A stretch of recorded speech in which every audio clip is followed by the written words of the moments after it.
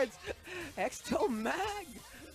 This guy! What a guy! That's very important. Now, of course, if you've been following Dengeki Fighting Climax Ignition, there is a mobile port that has been released.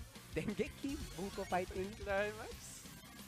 Crossing Void. Crossing Void, Yes, yeah. Crossing Void. It's a very good mobile game featuring all the characters and even new ones like Alice. Yeah. Will he blast? He blasts! But he gets punished by it! Oh, there you go, he had the meter! He's he had blasted, super! and there you go, just like that! And restyler with a reset! What? What wow, a caller. wow. He knew that power very, blast very was fearless, coming. Mr. Re-Silent with these A+Bs. Been able to get more out of it. Oh, there it is, the side stop. And just like that, G Forenzu putting the G in game. Congratulations to G Forenzu from winning the grand finals for the Fighting Climax Ignition. Woo! What a grand finals. Re-Silent probably second guessing himself a lot there with multiple character switches. The first set was really nice. The first set was nice, you know, bringing in the Kuroko, then Shanna, then the Tomoka pick. Yeah, but as you know, G Forenzu just adapts. Yeah, just adapts. He just very adapts clutch. really quickly. Did not let those things phase him and stop the momentum of Re-Silent right there and then. So again, that was an amazing, amazing sets from all the players who had participated. It was one of the best sets. Yeah. Thing is, let's see if AK can handle KND Frontier's Hwoarang. Slowly, what the hell are you doing, Billy? Frontier! Being in the La Flamingo stance, goes for the grab. Kick. FF3. Oh my goodness, close what is things out. Frontier eating? Look at that. Oh, trying to counter. He's gonna take a round Ooh, match okay. from PvE 8K. Frontier, okay. You know, KND Frontier being one of those guys that really carry the banner of Hwoarang and really just post a lot of tech on this character. They're making it a long day for iRobot. Let's see if he can close it out. Oh my goodness, no, the round goes on. Blue stuff out. Pickles. Watch out. Oh my God! Oh!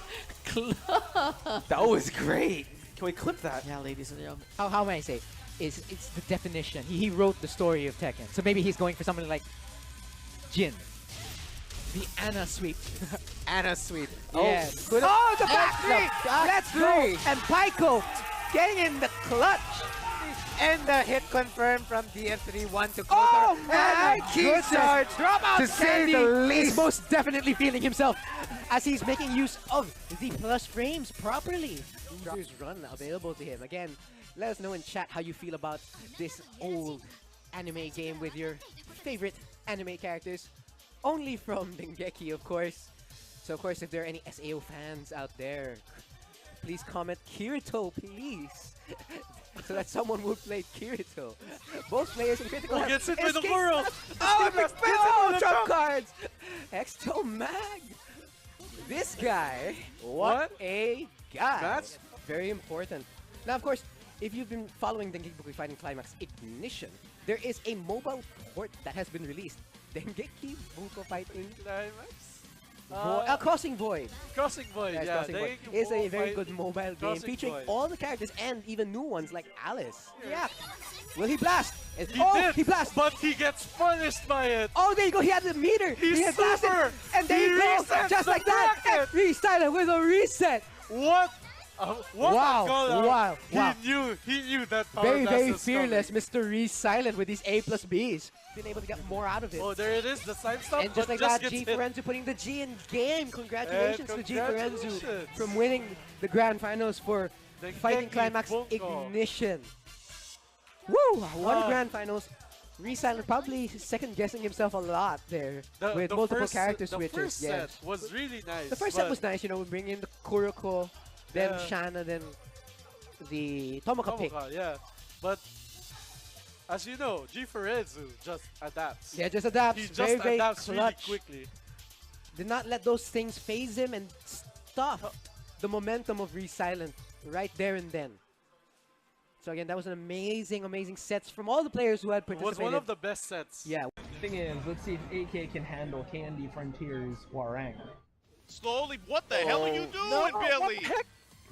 Frontier! Being in the La Flamingo stance, goes for the grab. Kick. FF3. Oh my goodness, close what is things out. Frontier eating? Look at that. Oh, trying to counter. He's gonna take a round match okay. from PvE 8K.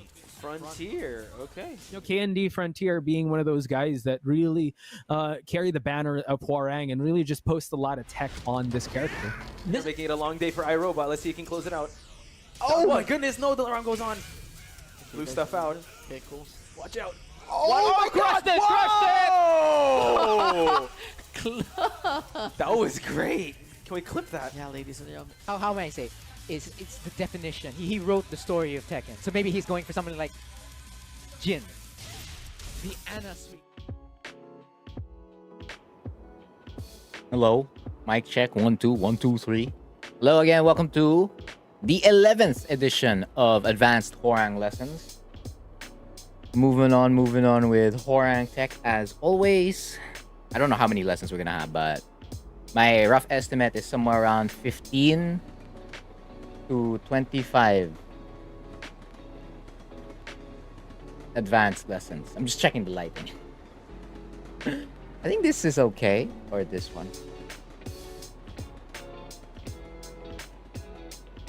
I think the level below is alright. Or if I keep my head up like that. If that's the case, nah, I'll just stay the level below. It's good enough. It's good enough. So again, I'm obviously doing my short warm-up as always. Can't play Tekken without my short warm-up. Although I'm almost done with the player 1 one. I just have to do the side steps and then repeat everything on player 2. But of course, this is the practice mode stream, so feel free to ask any questions about Tekken 7. Or about Hwoarang specifically. Again, pinned comment is your main guide. Put it in chat, which is towards the right side of the screen for PC laptop. And we'll assume at the bottom for mobile. 1 2 3 4 5 6 7 8 8 7 6 5 4 3 2 1 1 2 3 4 5 6 7 8 8 7 6 5 4 3 2 1 1 2 3 4 5 6 7 8 8 7 6 5 4 3 2 1. Is there anything I want to check on Hwoarang though prior to the lesson? I don't know. Because the lesson for tonight is, I don't know, it's easy to understand. It could have been something that went to open Hwoarang lessons rather than advanced Hwoarang lessons, but here we are. 1 2 3 4 5 6 7 8 8 7 6 5 4 3 2 1 2 1. Gotta make sure the rhythm is there the whole time. 5 6 7 8 8 7 6 5 4 3 2 1 1 2 3 4 5 6 7 8 8 7 6 5 4 3 2 1 1 2 3. I just gonna redo the side step walk because I don't think I did enough reps on it. Reps are important. The number of times you can pull off a certain thing. So I don't want any errors. Well, not that the lessons were not devoid of errors during when I do it live. But of course, you can always just fix that in post, right? You can always just fix it in post. Oop. Nice. Like, why don't you warm up at Hwoarang? Because these are the... As soon as you boot up practice mode, whether you pick player 1 or player 2, you're always going to be on Heihachi or Kazuya. I didn't want to move the cursor anymore, so I just stay on them. Plus, they have everything I need in terms of execution. Like, most of Hwoarang stuff are connected to what Kazuya and Heihachi already have. Crouch dashing, wave dashing, instant while standing, sidestep moves, sidestep combos, etc, etc, etc. And they have just frames and QCF. So they kind of like to have almost the entire package except QCBs. You'd have to play a different character for that. Of course, that's if you main that character. I don't main any character like that, so... Or character in my main rotation, so these guys are... They're enough. Oh, player 2 backdash looking fine. It's looking fine today. Yesterday, it was looking like complete garbage. This used to be the strong side for me. Now it's the weak side. Bruh. Oh, got this. Got this. Got this. Got this. Nice. How about after a punish? 1, 2, 2. Oh, wind got this. That's not what you want. Electric wind got this. Yes. Only the electric wind got this. Always. Oh, okay, never mind.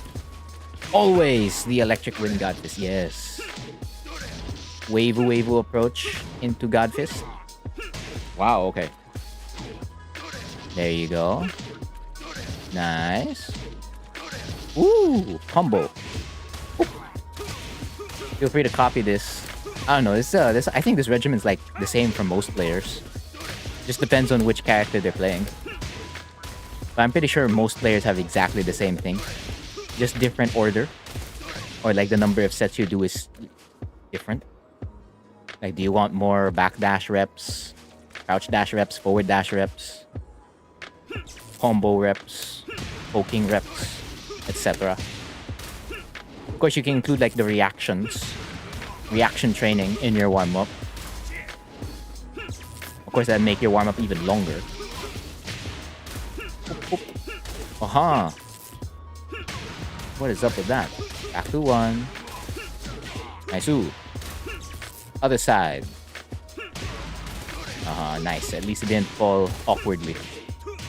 Fantastic. More. Almost there. Woo!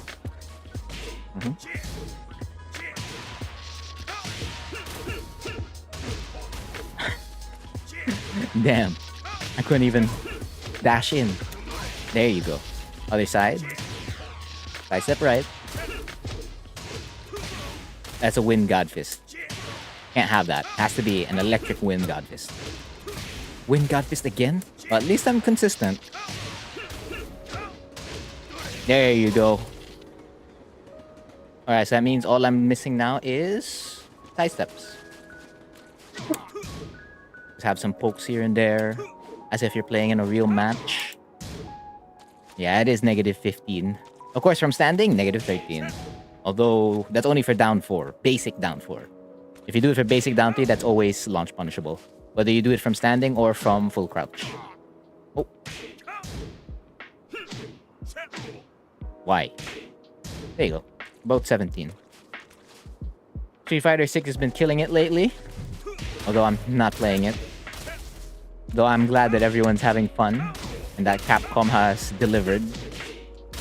So it just puts more expectations on like what Tekken 8s will be. Because there's really high expectations for that. Okay, let's go to the side steps. 1, 2, 3, 4, 5, 6, 7, 8, 8, 7, 6, 5, 4, 3, 2, 1. 1, 2, 3, 4, 5, 6, 7, 8, 8, 7, 6, 5, 4, 3, 2, 1. 1, 2, 3, 4, 5, 6, 7, 8, 8, 7, 6, 5, 4, 3, 2, 1. I pounce. That's a Tekken 3 move. Although I don't recall Kazuya being able ever. I don't think he could ever do it. That's just a Devil Jin thing. 1, 2, 3, 4, 5, 6, 7, 8, 8, 7, 6, 5, 4, 3, 2, 1. 1, 2, 3, 4, 5, 6, 7, 8, 8, 7, 6, 5, 4, 3, 2, 1. 1, 2, 3, 4, 5, 6, 7, 8, 8, 7, 6, 5, 4, 3, 2, 1. Alright. My warm-up is complete. That means it's time to go back to Hwoarang. And then do what? I don't know. I don't know what I want to check before the lesson. Should I aim for a shorter stream today? Yeah, because I think my last two open Hwoarang lessons, advanced Hwoarang lesson streams are long. I think they're 3 hours each. 3 or 4 hours each, so probably aim for 2 today. Or tonight. What do I want to check? Nothing really. Nothing. I don't want to check anything.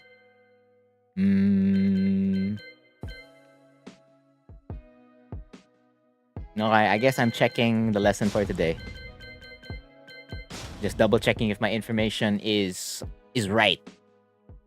I gotta bust out the notepad for this one. Alright. Have my notepad. Now 22 frames knockdown. Yep, that's about right.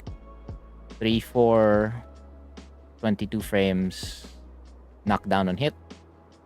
-3 OB. Right? Yep, -3 OB. Let's check sidestep. Sidestep left.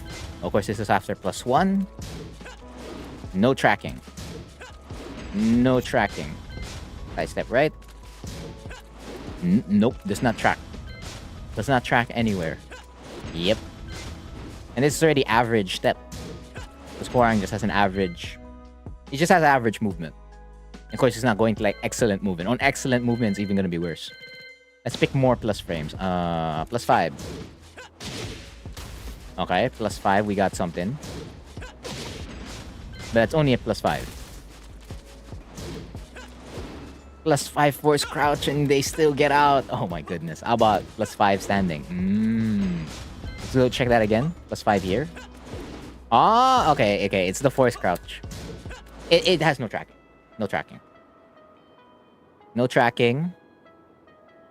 No tracking at plus 1 / plus 5. Because do we have a plus 2 move here? Plus 2. No, that's -1. -3. Tracks at -3? Interesting. No, that's 0.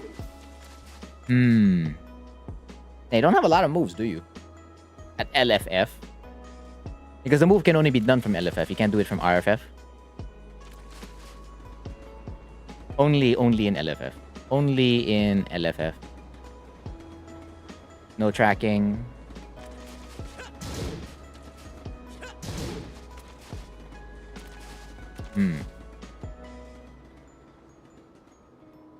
Oki on hit is fantastic. Of course. Because you get the same old Oki. Whether it's from a combo or not. Yeah. Oki on hit, good. Combo extender, good. Combo extender, good. Combo extender, wall carry.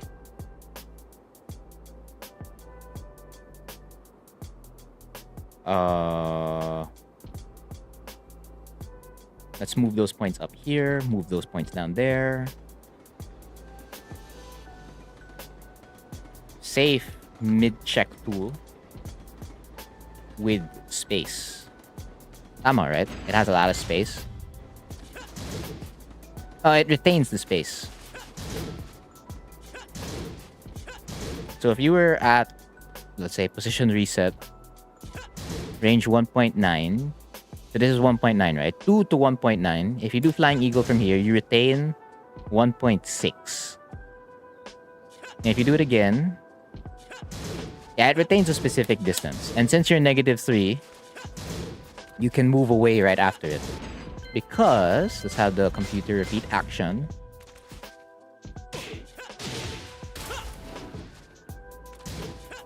If I jab, oh, it catches the jab? Ah, yeah, something like that. That's like the ideal Flying Eagle situation. Or if they hesitate in between. Or if their DF1's a little bit too short. No, but if it's long enough, it'll catch. And then at that point, that's when you step, right? Okay, hold up.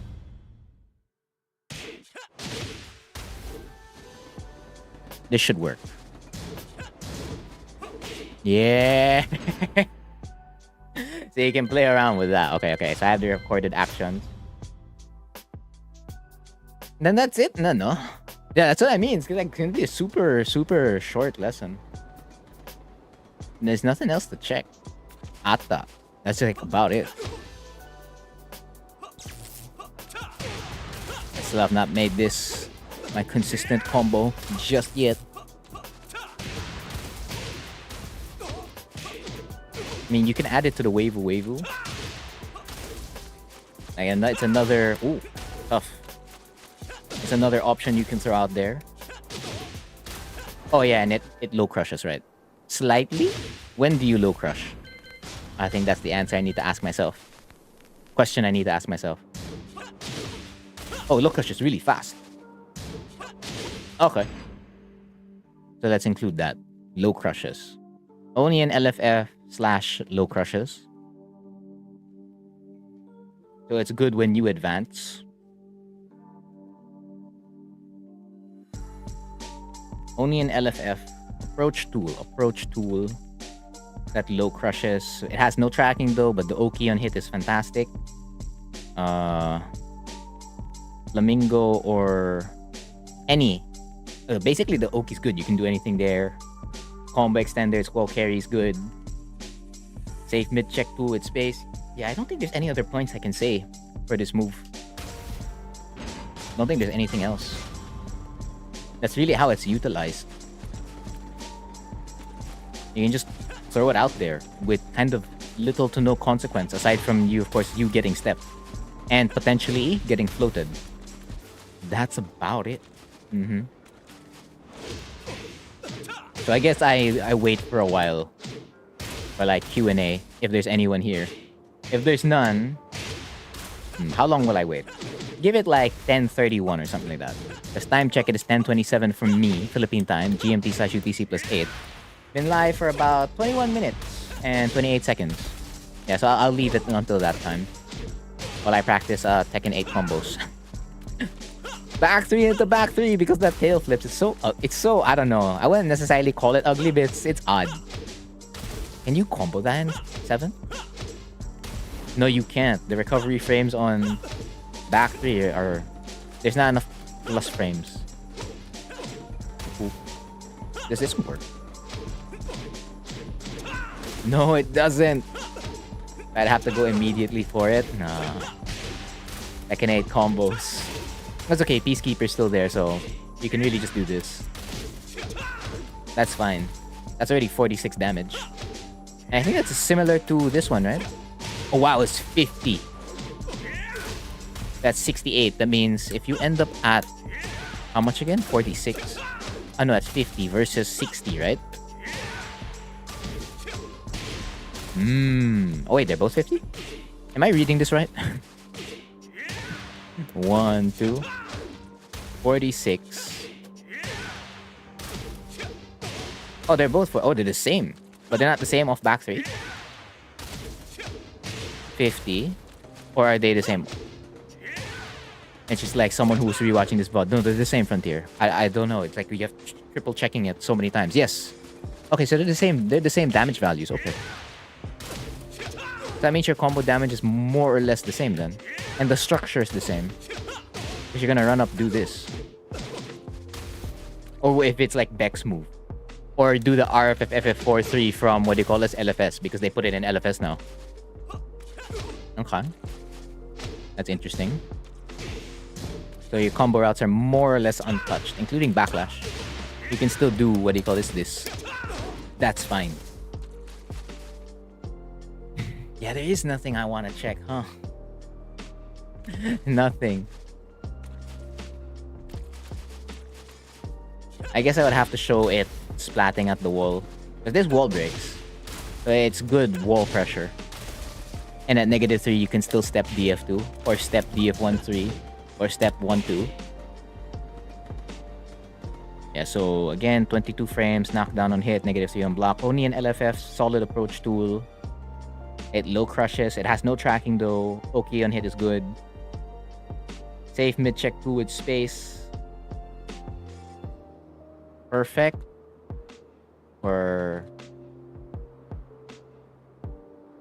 checking? No, it's the same thing as safe mid check tool. It's exactly the same thing. I guess in open, show in open, and at wall. Yeah, so I have 1 more minute left, and then I guess it's lesson time. Yeah, 1 more minute left. Oop. Yeah, because the Oki of this was covered in an open Hwoarang lessons video. That's why I don't have to cover it. I'll just say it in the video. This was covered in open Hwoarang lessons. Then else, of course, the thumbnail should show on the screen. Of course, when I edit it in post. Oki was covered in OHL, open Hwoarang lessons, link key in description. Alright.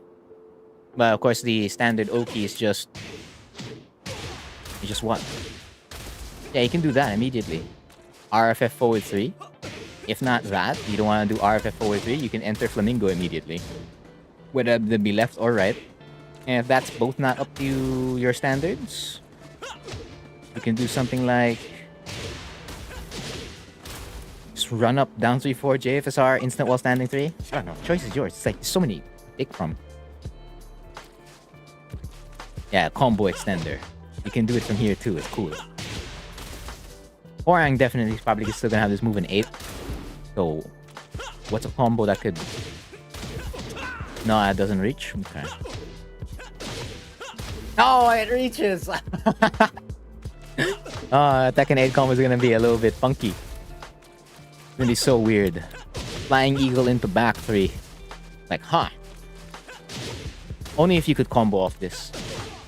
That'd be... Oh, you know what? If you could, that'd be a little bit dumb. Yeah, it'd be a little bit dumb. Just like, what do you mean Hwoarang gets a safe mid at 20 plus frames? And there's no consequence to throwing it out, aside from it having no tracking and potential float. Wait, you do get floated for it, right? I say that and I haven't fully checked it. Yeah, you do get floated for it. Yeah, so no tracking. And can be floated. Okay. Practice the combo on the other side while waiting for any question if there is one. Oh. My question is just like, what's the next lesson I do after this? I know I should be covering legitimate advanced techniques, but I don't know which ones to cover. Because after this move, I don't know what other move I can talk about. This move? Nobody really uses this. Like, why it doesn't get used. I can tell you why. It's because it's a high. It's tough to use. And there's pushback on, what do you call that? On block. Like, they can backdash almost everything, I think. Stand guard. Yeah, this catches, but if you do LFS1, yeah, you lose. You got your Hwoarang ranked up by 2 ranks. Congratulations, congratulations. What's the highest damaging combo of DF2? The Season 2 B and B. And then you end it on RFF forward 3, LFS back 3. So DF2, F4, RFS back 3, FF4, RFS 3, 4, back 4, run up, forward 3, LFS back 3. So it should total out near 70. High 60s, it should pan out. Yeah. Oh, it's 70 damage, yeah. Of course, if you want something higher than that, you have to dash up Hunting Hawk. But that's harder. Like, I can't pull that off. I just know it's possible. So there's like a specific frame where you move forward and then you do Hunting Hawk. And then that'll be stronger than that combo. But this one has both wall carry and damage. Because if you want wall carry... What do you call this? You can do run up 1-2. 1-2-3 or 1-2-4 into LFS back 3 or RFS back 4. Or LFS up forward 3+4. And if you don't want that, you can always do the other one, which is 4-3 forward into LFS up forward 3+4-4. But you have to be really fast for that one, compared to the 1-2. Like, it's more... The 1-2 is slightly more lenient than the 4-3. The 4-3 is like all or nothing, this one. I guess it's the same thing with RFF forward 3, but I'd say 4-3 is far stricter. Yeah, so it's around close. See, it's like 1 damage away. 69. So it's pretty good. You don't have to do the running 1-2. You just run up, really. So you can see it here. As soon as you tailspin, you run up. And then there's a specific height of the heel of your opponent that you want to hit. Well, I guess that applies for like 4-3 forward and RFF forward 3. So you just want to make sure you get that. That's the one thing you want to hit the most. Once you find that sweet spot, it's pretty consistent from there. It is easier than RFF forward 3, but I would invest in RFF forward 3, LFS back 3. Because that's plus 1 more damage and far more carry. Well, I wouldn't say far more carry, but it is. It's just better. I personally think it's better. Because you can change that to, if you don't want to do 1-2, you can change that to 2-3. Which I think is a little bit harder to get. Yeah, it's a little bit harder to get.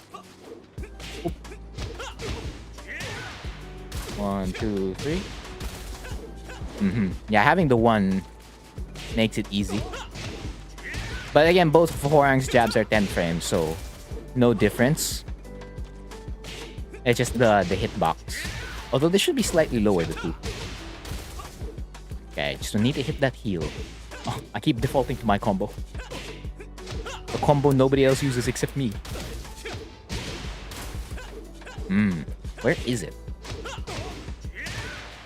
1, 2, 3. Ah! You know what? Never mind. Don't bother. Probably should stick with the 1, 2. Woo!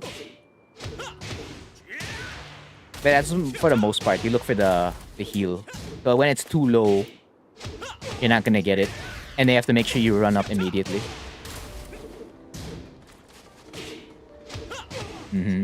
I know Baska has a video on this, so you can check that out. For more detailed instructions. It's the same thing with the 4-3 forward or 4-3 plus 4-4. Like, Baska has it down. Me, I just know what you need to hit. That's it.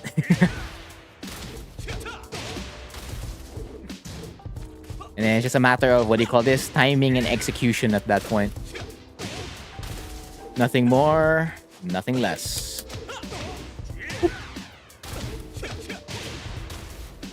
Yeah, because if you run up all the way, it doesn't work. You run up to a certain spot and then do it. There you go. Because you want to hit the heal. 1, 2, 3. Damn it. I thought I had the right spot. I just want to hit the 2. I just want to see if it's possible. Because I know a 1 jab is possible until, like, what do you call that? DF3 plus 4. I've seen it. I saw it in like a combo. Chafai did that. I was like, oh, that's cool. That's cool, but that's also difficult. Very, very difficult. But you get all the style points, that's for sure. Okay, you know what? I should do this on the 1. I need to see where the 1 hits first. And then I can like adjust that for the 2. Okay. 1, 2, 3. It's 10 frames. Which means its hitbox is not going to hit, maybe. Although I could swear that I saw this in like a combo video. A Hwoarang combo video. Like, I know it works. Which means I just can't get it. But I can at least tell you with certainty that it does actually hit. I just don't know which combo video I saw it in. 1, 2, 3. Ah! Frontier attempts combo multiple times. Yes. That is, what do you call that? The practice mode experience. You keep doing the same combo over and over again. Until you're able to make it hit at least once. Just once. You're like, I just need to get it once. Yeah, see, I'm getting the 1. I feel like I'm doing exactly the same timing, but I'm not getting it. Another day, another setup? No. We're gonna talk about this move. This one, Flying Eagle. This actually needs no explanation. It's gonna be a really easy lesson to cover. I think I'll be able to finish it in like 5 minutes. When talking to myself. And then fixing it in post is gonna be like really, really easy too. After that, I don't know what I'm gonna talk about. But this is the 11th one, and I only want to do like 15 or 25 advanced Hwoarang lessons. I can't hit the 2. Can't hit it. Damn it, I think that's exactly the same thing as the 1. Because if I use that timing and go on the 1... Yeah. I guess it just doesn't hit on the 2. Or I can't get it, it's just me. 3, 4 setups? No, there's no setup. You just throw out the move and then step or backdash. Always. Then if your opponent doesn't press a button, press again. Always. Because I think the next move I could talk about is this one, but... What are the most common Hwoarang launches for Hwoarang? DF2, 15 frame safe, 15 frame mid launcher that does not launch crouchers. Because if I put the opponent on crouch here, it won't launch a croucher. But you're +4. So if you're +4, you just DF4 to lock them in. It's your safest bet. At 12, because it's going to be 12 frames. And that means the only thing that can interrupt you is like a wall standing 4 or a down jab. If that's the case, that's when you throw out... See, that's the problem. You can't even DF1. You can't even DF1 plus 2, which is supposedly the better DF1. That's why you DF1 or you don't do anything, maybe. I mean, you can F1 plus 2, but again, you're only plus 4. You're still going to lose to the while standing 4. Or you'll trade with it. I don't know if it's a trade launch. If it's a trade launch, that's sick. Actually, I can check that out right now. Let me check that out right now.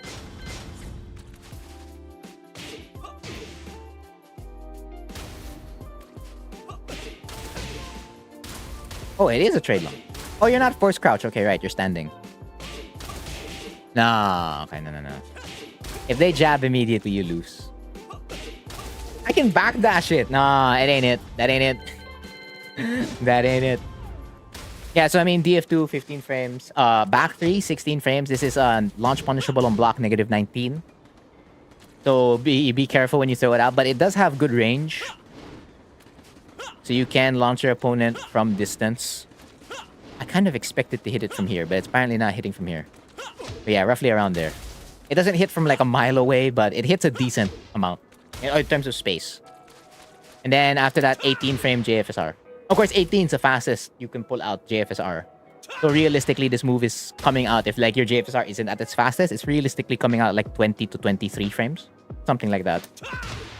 Those are the common launchers for Hwoarang. Like, these are the things most Hwoarangs would be. Because you can press 2 out of the 3 of them every single time. Like, DF2, you can always press this. Because this is safe on block.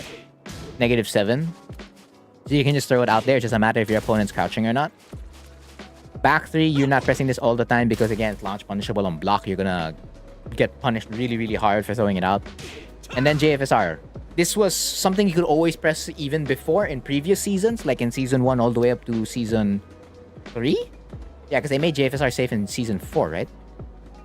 Was it Season 4 or Season 3? One of the two. Basically, for a good amount of seasons, the move was -10, and only a small group of characters could punish it in open, and the rest could punish it at the wall. Because, again, there's no pushback, right?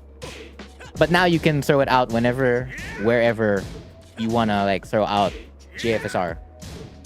So that's for regular launchers. For counter hit launchers, counter hit F1 plus 2, 15 frame mid punch, which is -9 in block, so you're safe. Other counter hit launcher, LFS forward 3, because this is also safe on block. This is like +4. Although its situation's a little bit tricky to deal with. You could get punished for despite being +4 if you're not careful. Another one is LFS back 4. Although I wouldn't say that's common. I think that's like a choice for the Hwoarang. Because this is more common. LFS forward 3, the rocket, then LFS back 4. In Tekken 7, if it was tag 2, that becomes the common one. RFS back 3 is not a counter hit launcher, but yes, natural hitting launcher. Every time you're in right flamingo. Counter hit launcher, RFS DF4. You see this all the time because it's connected to what you call this, the down 3-4 situation, or the RFS F4 mix-up, or anytime you're in right flamingo, basically. Because you're always threatening the 50-50, the ability to reset into another down 3-4, and forcing them to make a move after RFS F4. Counter hit launcher, RFS F44. I mean, I could be here all day long, listing the entire command list. Basically, they're all usable. But the common ones, again, DF2, back 3, JFSR for natural hitting launchers. And of course, RFS back 3. Because in left flamingo, I think this is the more common one. LFS, basically hunting hawk. LFF up forward 3-4 or LFS up forward 3-4. Because it's safe. It's just that some players prefer this more over hunting hawk in left flamingo. That's about it.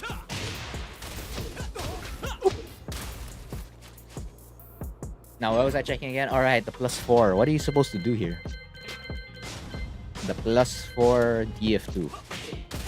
It gets stepped. Oh, it gets stepped. Oh, it gets stepped. Yeah, an amazing +4 to have, right? Yo, oh, you can't even jab. Okay. Yeah, you're getting punished in between that. That's why DF4 is your safest thing here. It's just that if they interrupt you, you lose. So you have to literally move away. It's one of those +4s where the advantage is not necessarily yours. DF2. Yep, DF1 doesn't track there. DF1 plus 2 doesn't track there. F1 plus 2 does not track there. DF4 will catch. Could you JFSR? Oh, you can! But of course, that's 18, so 14. It comes out of 14. Can you forward 2? Can't forward 2. Can you at least do forward 2 against sidestep left? Alright, well, that's Hwoarang for you. Am I right? You basically only DF4 here. That's it. Don't do anything else. Because you can't do anything else. Down 3-4. Wow! Now back 4? Okay. 12 frames. That's the same thing as this, right? Yeah, they're both 12 frames. But this will catch us. I mean, it should. Yep. Sidestep walk. Sidewalk. Sidestep walk. It's fun to play? I meant in a sarcastic way. I meant, to me, it was in a sarcastic way. I've lost the fun on this guy already. He's just my best character at this point. Like, I have nobody who can match my... I have no other character in my rotation that is as good as my Hwoarang yet. Because once I find someone else, I may move already. That's probably going to happen in 8. It's not going to happen in 7. I don't think it's going to happen anymore in 7. So I'm stuck with this guy until the game's over. Then when 8 comes in, I'll still play Hwoarang, but don't know if I'll stay on him. Yeah, so there's nothing you can do in the DF2 situation. Fantastic. Alright.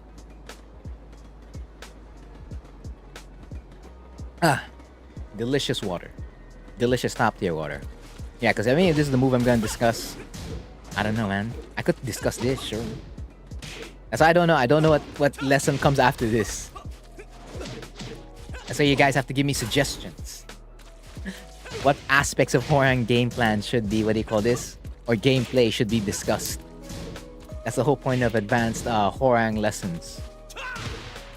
Because I feel like I only touched one super advanced thing. If you can consider it an advanced thing, which is like the differences between tournament and deathmatch Hwoarang. I like that one a lot. That to me fit the theme. Because the other ones are just like, oh, here's this move I didn't talk about. Here's the stance, by the way, that I didn't explain in the other one. The Hell Sweep one, that fits, what do you call this? Advanced Hwoarang lessons. And the Snake Edge. But while standing 3+4-3, I don't know if that fits. Including Flying Eagle. Out of all the characters shown in Tekken 8, who do you think you'll main? Again, probably Jun, Asuka, Xiaoyu, Hwoarang, or Kazuya and Jin. Kazuya and Jin are my fail-safes. If, what do you call that, the other characters don't pan out. If they pan out, I'll stay with them. But Hwoarang will probably remain a sub. Because I don't think the years of training on this guy will disappear anytime soon. So I might as well keep it around. Plus, I'll have the easiest time labbing this character. Compared to other people who aren't Hwoarang mains, right? Because I'll know, like, okay. So my defense on Hwoarang should, like, be buffed really, really high. Because I know all the things you can do. And I can lab it before you even lab it. Yeah. And I mean, it's the first game she's coming back into, you know, that's a mainline game. That isn't, what do you call that, tag. Because tag is technically non-canon, right? FF3. I mean, another aspect of his game that I could talk about is why the jabs. Why this is the most important thing about Hwoarang. It's actually not his kicks. It's not the down 3-4. It's not this. It's not that. It's the jabs. So the Taekwondo connoisseur is secretly a boxer. Because without this, you can't play the character. I'm not joking. I am seriously not joking when I say that. You cannot play Hwoarang without these jabs. You cannot. It really keeps everything together. Like, I remember someone had like a super... I'm talking about for like my country, like my region exclusively. Someone had a dominant run because nobody knew that this was +5. This was the main thing that was terrorizing the scene. The flamingo jabs. And it comes out pretty fast too. Of course, if you do it off 1, 2, 3, that's going to be a 10 frame, right? But if, of course, you get it on hit, they're thinking about that kind of stuff. You reset +5, and it's just like... you know, the options, and then it's down 3-4 you again, and then they lock you again, then bring it to LFF, and you're like, okay, I'm gonna press a button now. Then press a button, boom, counter hit, goodbye. We had a Hwoarang here who really just dominated the scene off that. Seriously, off just the jab. And of course, the reason why Hwoarang needs it is because it's his fastest move. If his kick was 10 frames, then okay, you could do something then. If this was 10 frames, 11 frames. Of course, if it was a kicks-only tournament, Hwoarang will still survive, right? If it's kicks-only tournament, but your best mids are all punches, by the way. DF1, DF1 plus 2, F1 plus 2, F2. Of course, aside from while standing 4-4, this is goated, including while standing 3. And DF4. Because you don't think, yeah, you don't have a homing punch. Your homing moves are all kicks. LFS back 3, RFS back 4, DF4, RFF DF3. Yeah. I mean, you could just realign though. But yeah, you need these jabs. I don't know, I could probably talk about that. But I don't know. I'd have to probably write a script for it, so that my thoughts for it are proper. Then again, if you just dropped by, welcome to Advanced Hwoarang Lessons. I was about to do the lesson already, but questions have been piling in. So if you have any questions, feel free to drop it in chat, and I'll get back to you shortly, as I just mess around in practice mode. Oh. Right. Player 2 execution. Yo. I wonder if that's a... Oh, no, it is a tail flip, right? Never mind. I saw it in the trailer. Up back 3-3. Or the second hit of up back 3-3, rather. Off while he called that. While standing 2. While standing 2-3. I like that. That was a nice touch. Oop, oop. I mean, I could talk about sequences and why they matter on Hwoarang. Like, let's say you down 3-4, RFS DF4, and then down 3-4, stand switch, down 3-4. That's a sequence. And why that matters. And it's like more on the opponent's POV than anything else. Because your opponent's gonna recognize each sequence and which sequences you like going for. So even if you have safe option, it kind of defeats the purpose already because it's not advancing the game state. Although that'll be, if I say that, it's gonna be difficult to demonstrate it in a lesson. Like after the lesson. Like if I'm just gonna go to like quick match, I need an opponent who's actually really good against Hwoarang. I mean, I could message them. I'm like, hey, are you available? I need you to destroy me. They're like, what? It's for education. Why would he call this doing the safe thing over and over again, or just rotating around the safe stuff that doesn't actually work sometimes? Because you need to shake it up a little bit and show your opponent a completely different sequence in order to win. Ooh, JFSR. Twa. That's not Twa.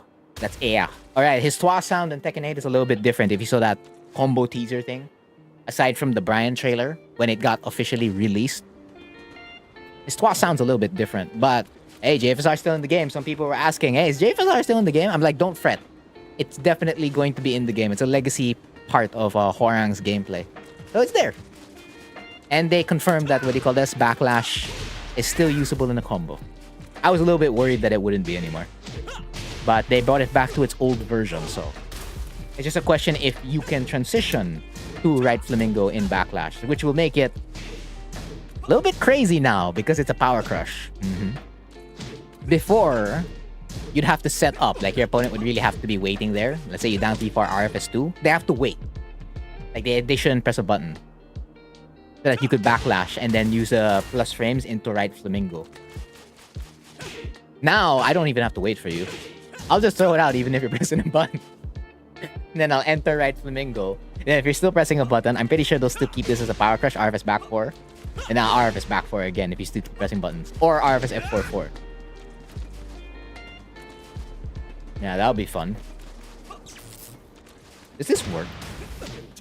It works! Alright, that's it. That's the Tekken 8 combo. Aside from that low hitting string, which I assume the input to be down back 3.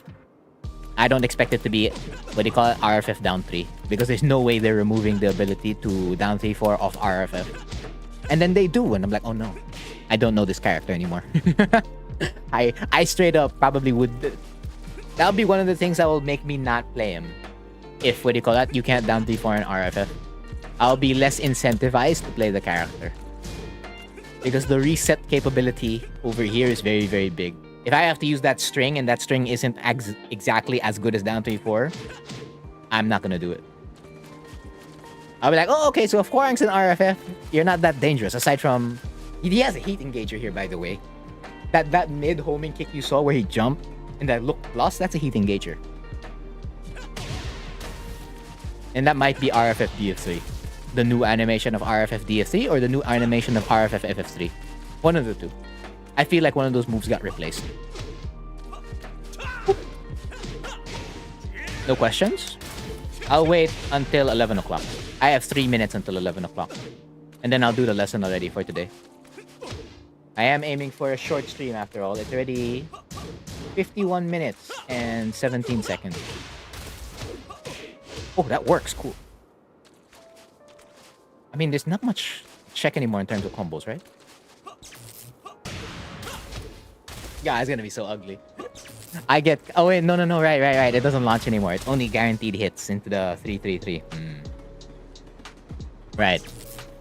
And then if this move is still there... Oh, no, it's not there anymore, right? Because they changed it to this. Okay, so you lost a counter. I don't know. Again, you gotta wait for Tekken 8. If that beta...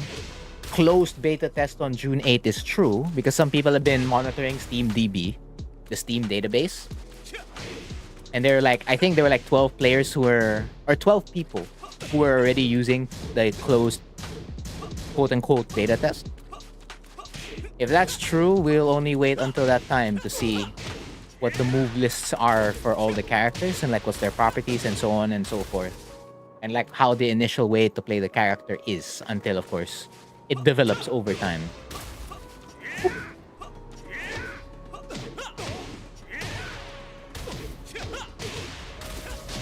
Yeah, I've done this combo so many times, it doesn't get old. What doesn't get old? My favorite combo. The 60 damage combo. Oh, it's not even 60, it's 56. The combo I still haven't been able to do. I keep messing up the FF4, the Peacekeeper. Because this is at least a minimum 78. Woo! But it's that inconsistency why I don't bother doing it. Yeah, 78, that's pretty good. It's just that you can't also, what do you call that? You can't adjust this combo. The moment you commit the RFS back 3, that's it. That's it. So it's really good for open. Because if you attempt to adjust it, that's when the combo's gone weaker already. 1, 2. Yeah, that's weaker. That's weaker compared to like the regular. You might as well stick to the Peacekeeper right after Backlash. 72. And that was like how much for mine? 61?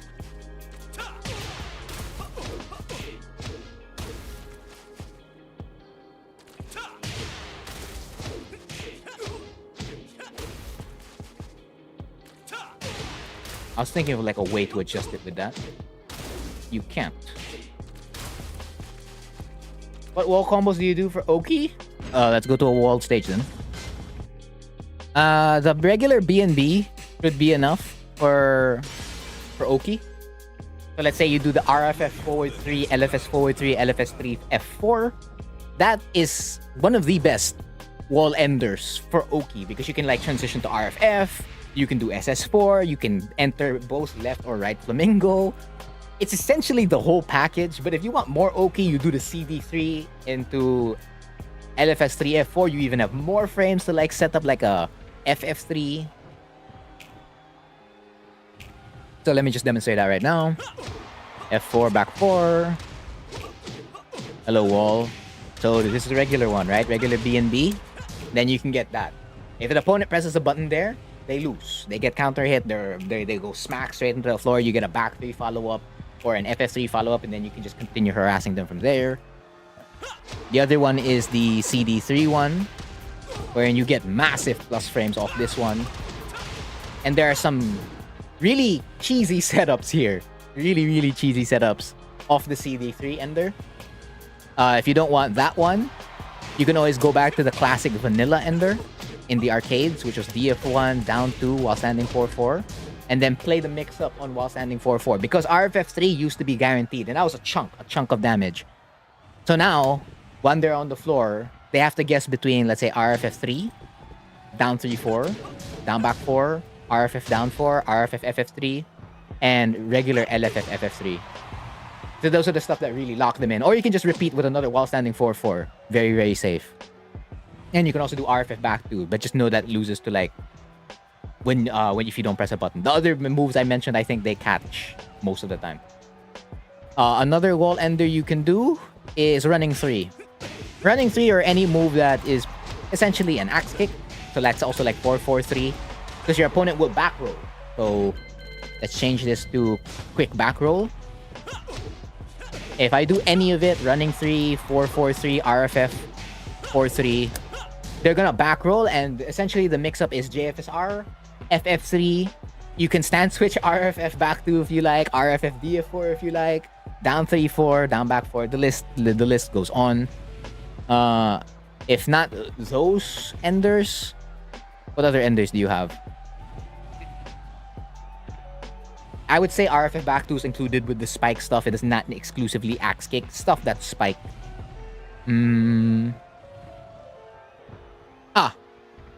Ending on LFS back 4. So you can do this off sidestep 3 or the regular one. And you get good Oki of this. Off this, your default is pretty much RFF back 2. You play around with all the RFF options here. And down back 4. It's good stuff. And then you also have like the wall standing or CD 3+4-3, and then guaranteed back 3 follow-up. If you get the wall, CD 3+4-3, back 3. Easy. There's no way. They can only... they don't even reduce the damage. They increase the damage if they attempt to spring kick. It goes up by 1. So how much damage was that again? Off this kind of combo. Boop, boop. That's 74. And then if they spring kick. Man, it took me a while to find that. If they spring kick, that is going to be increased by, I believe, 1. It's worse. It's worse. 80 damage. Yeah. That's about it. Yeah. That's pretty much most of Hwoarang's go-to wall combos. Yes. Of course, there's a lot of variation you can do with it. You can do like a 3-3 into LFS back 4. You can do a 3-3 into 3F4. You can do a 3-3 into 3-3. LFS 3-3. You can do stuff like RFF. LFF, RFF. LFF up forward 4. And then you can like axe kick. You can down 3-4, axe kick. That spikes. And then you're put in the same situation as while standing 4-4. That ender. You could end on like 4F4. And then they're gonna tech roll. I think they do tech roll, right? Let me check. 1, 2, 3. Yeah, you frame kill with an RFF2 and then they tech roll into RFF DF4. That's kind of nice. Kind of like that one. It's just that you lose out on a lot of damage. Yeah. There's like no escaping the +7. The only way to escape it is to stay on the floor. I mean, just take your pick on like what kind of Oki you want. I did cover like how many? There's like I have 3 videos on like wall Okizeme. So they're all in the Open Hwoarang Lessons playlist. Feel free to check them out. Yeah, that's pretty much all the... I think that's a whole TLDR of wall Oki or wall combos for Okizeme. No problem, man. That's what the cheese is for. Wall. I mean, ending on back 3 is kind of cool too because it flipped over. Oopsie. But I think those are pretty niche situations. Like you end on backlash or something.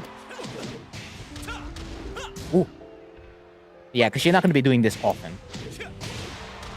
It's only for select combos like that. That's where you get the pancake flip at the wall. But you're not going to be getting that often, so you don't really need to think about it as much. Can you do it off like a regular one, even if it's not off backlash? Yeah, you can. If that's your cup of tea. It's not mine. You're losing out on a lot of damage. That's why the default ender is it's just too good for Hwoarang. Then once you have that down, you upgrade it, right? So once you always if you get like a proper wall splat, you upgrade it to his best ender, which is SS33. Whether you sidestep left or sidestep right for it, the choice is yours. Although for some combo accesses, you have to choose a specific side, and then you end up with like, wow, one point away from 80, and that's off like a weak combo. Boop, boop. Oh, shucks. And then you get all the variations of SS33, which is the stuff you've already practiced because it's, 3F4, 3-3, LFS back 4, LFS back 3, or LFS forward 3. It's all there. So once you're able to get the first parts done, the next parts shouldn't be that hard. The only thing that's hard about SS33 is that it has to be a proper splat. You have to have enough frames to run up to said splat. And then you have to hit them at 50%. Like, let's imagine this is the wall and this is the floor. You have to hit them right exactly at this corner. The corner of this overlay. Which is, as soon as their butt hits it, that's the 50%. You don't hit that, you're not getting it. That's the only hard part about it. Aside from that, it's all good. Oop, oop. 1, 2. Yeah, so that visible combos. Of course, the wall bounce combo is really easy because it's pretty much the same for almost all distances. It's the same. So like if you're really up close and you see D3, just F4 3, and regular B&B. It's a minimum of 70 damage. That's what makes the wall bounce good. Aside from the situation that you have to deal with, the +4 while your leg is up, and it's a whole different thing. Of course, you can play around with it. Of course, the farther you get, the more the combo changes. But even at this distance, this should be fine. It's exactly the same. Yeah, no, it's not considered a high wall splat. Yeah, like you don't have to think sometimes. It's just like, okay, let's do that. It's only at max distance. Yeah, that's where you get the high wall splat, on max distance. So you can shake it up a little bit, but you can still actually run the same route. Just get the high wall splat and then be on your way. So you can just do what I did there. Or you can do backlash and then down to while standing 4-4. Right? That sounds about right.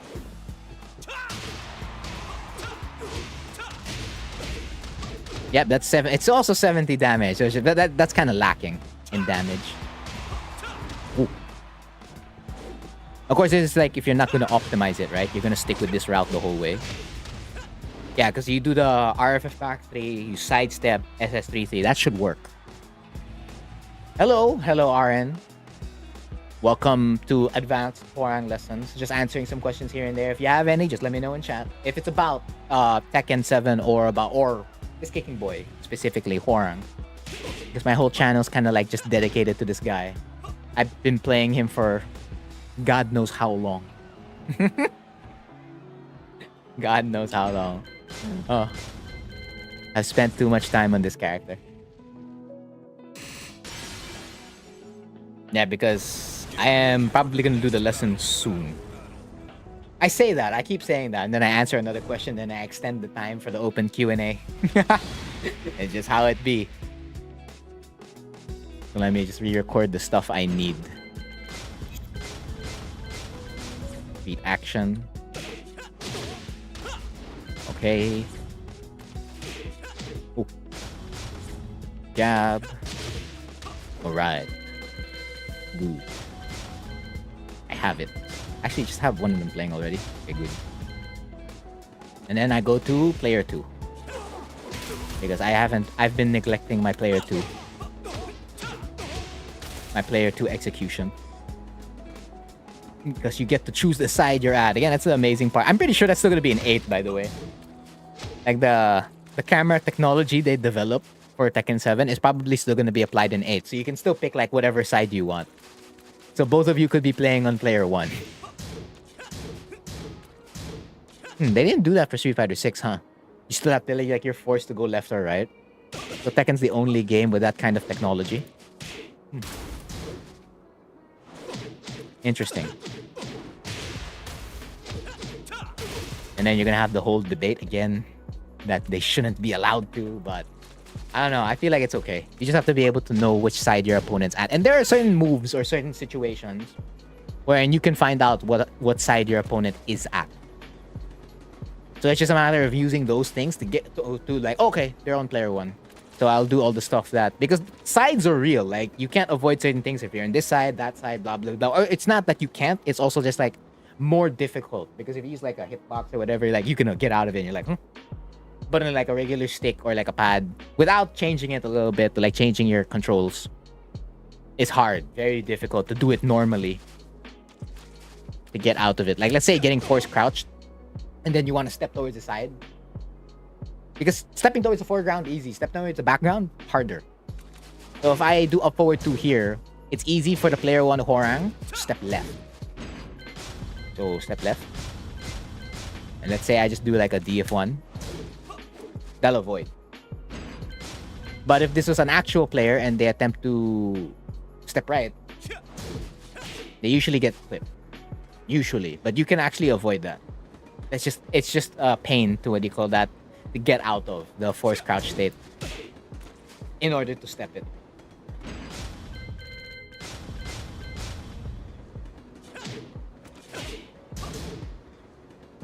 Oh, not twa.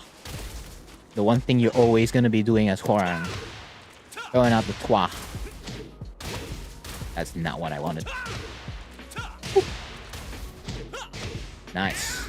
And then you can do the snake edge Oki. That's one of the combo setups I have for it. Basically, for as long as you end on Peacekeeper, it is doable. Whoa! Okay, I want to at least do this first before I do the lesson. Aha! Oh! It whiffed now. Alright, lesson time. Because it doesn't look like we have any other questions for tonight. So again, if you're new here, every time I do the lesson, I just talk to myself the entire way until I'm done. So if you put something in chat, I'll just get back to you shortly. But time to take some top tier water, and hopefully I don't mess this up. That way, when I cut it down, post and upload it on Wednesday, it's perfect. Because I already have the thumbnail down, the title's down, the description's down. All that's left is like timestamp, and then the actual video itself.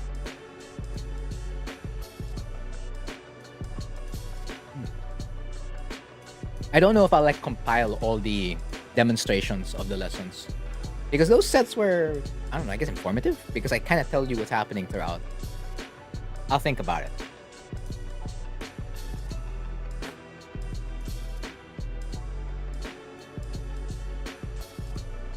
Alright, in 3, 2, 1. Hello and welcome back to Advanced Hwoarang Lessons. We can't stop covering mids. From while standing 3 to while standing 3 plus 4-3 or CD 3 plus 4-3, as that was the input in the command list in previous Tekkens, aside from Tekken 7 because it's just not there. We need to cover the other one. Yes, this move. The Flying Eagle 3-4. More on it soon. So of course, the Flying Eagle is only doable in LFF. You can only press this move in LFF because the moment you're in RFF, you get access to backlash. So only in LFF can you do the Flying Eagle. As you can see, it is 32 damage and pops up at 20 plus frames. 22 frames to be exact. So it's also -3, so this makes it really, really good to just like, you can just throw it out there. It's the same thing with while standing 3. You can just throw it out there. It's the same thing with while standing 3 plus 4-3. You can just, where's while standing 2? You can just throw it out there. All these mids, they're just safe. However, while standing 3 has very good tracking. So again, if you stand guard and you have them step left, let's say I do down back 3 into while standing 3. Flips. If I do down back 3 into while standing 3 plus 4, does not clip. However, while standing 3 plus 4 while standing 3 plus 4 3 by itself, good tracking. Because the second hit, pretty much guaranteed they hit. But trying to get it to hit in a after down back 3 is a no-go. So for as long as you're using the move by itself, it's great. And it catches a certain side. Unlike this amazing pseudo homing while standing 3. So the question is, does Flying Eagle cover that as well? The answer to that is surprisingly no. So here, we're going to do a jab into Flying Eagle. So Hwoarang's going to have 1 frame of advantage here, and the opposing Hwoarang is going to be -1. But that means they still have room to move. But some characters are able to catch you, like lock you in with like a DF1 or whatever their 13 or 14 frame mid is. But since this is 20 frames, that's not going to hit. You see, only the first hit hits and then the second hit doesn't connect. They did say they fixed this in previous patches, but never really got addressed. And it's not even consistent. So that's against sidestep left. How about against sidestep right? Okay, no dice. Sidewalk left. All the more, it's getting evaded. And Hwoarang only has an average step compared to the other characters who have superior movement. Zafina, Kunimitsu, Miguel, etc, etc, etc. If you're playing against those characters, all the more this move is going to whiff. But you can make it have better tracking by realigning with the crouch dash. So you can crouch dash into 3-4 while they're moving. So let's say they're walking or they're stepping. As you approach, this will help it. Instead of the move hard carrying it by itself. So even if it does have no tracking, of course that's for +1, right? Let's say we increase the number. What if we make it +5, right? So what's +5 in LFF? LFS1 puts Hwoarang at +5 and transitions him back to LFF. Okay, so let's see if it tracks there. Oh, it doesn't. It doesn't. There's no tracking on this move. This is none. The tracking is 0, nada, blank. So, no matter how plus you are, be careful when you throw this move out. But if it is when it comes to approaching, because you can mix the approach with a lot of things, right? You can mix it with down back 3, you can mix it with your down 3-4, your down back 4, your peacekeeper, while standing 4, your while standing 3, your while standing 3 plus 4-3. So you just have another mid to add into the mix, which is great. It keeps your opponent on their toes and they don't know exactly which move is going to be coming out, and they're less inclined to step because there are other stuff that are really catching you there. And on top of the realignment of it. So you're already realigning, these moves already catch them anyway.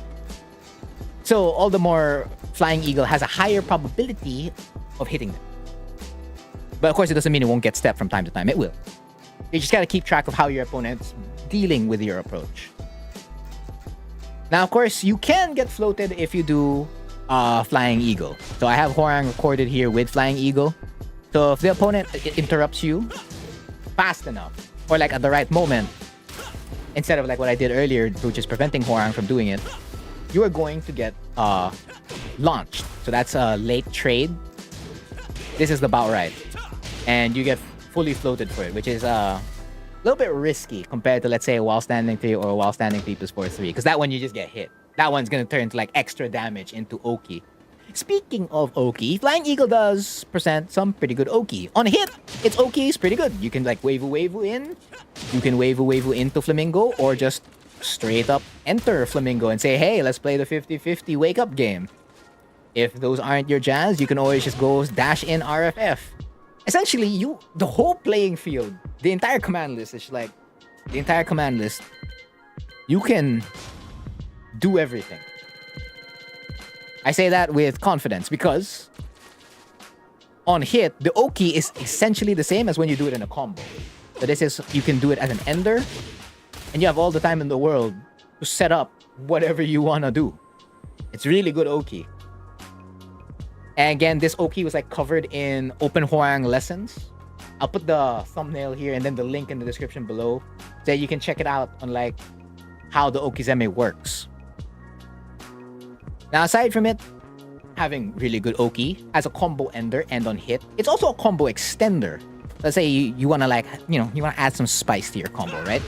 How about throw a Flying Eagle there? and then another Flying Eagle, and then Oki.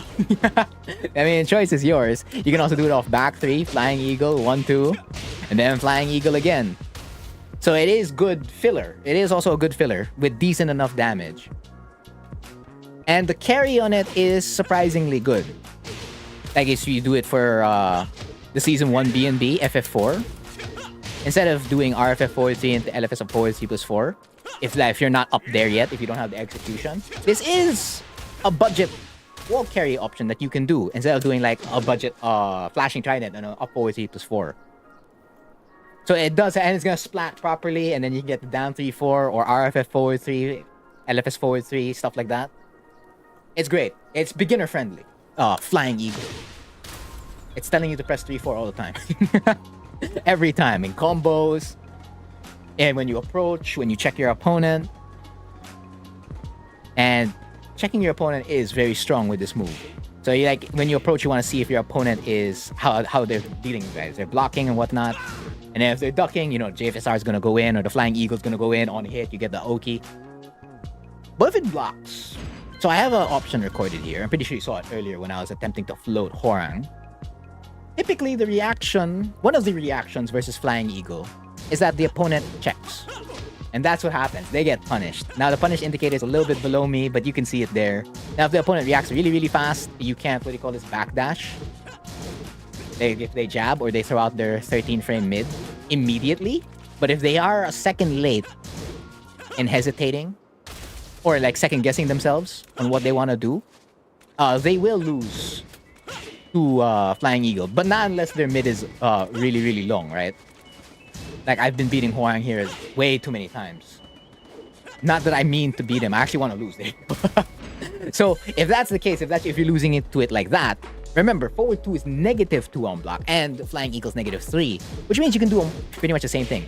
You can sidestep into a DF2, or sidestep into a small whiff punish. So let's say they throw out the DF1 there.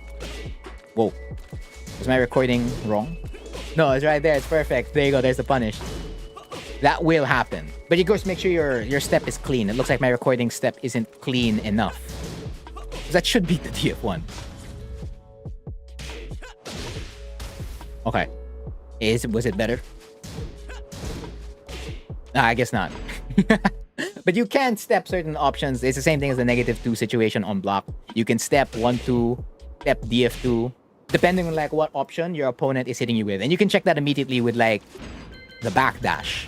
So if you 3-4 backdash and wait for it, you can be like, okay, that's how they want to deal with me. So I'm gonna reply this way. And of course, if they're interrupting you immediately there, remember you're -3. So if you want to interrupt their 13-frame mid, the only thing you can really do is down jab. And you'll trade at best, because that's going to become a 13-frame down jab versus a 13-frame mid 10-frame. You should lose, right? I'm trying to do the math in my head right now. I think the best way to do it is just to record it. Let me find it out right now. Boop, boop. And then I need to down jab. Oh, okay. No. Yeah, you win.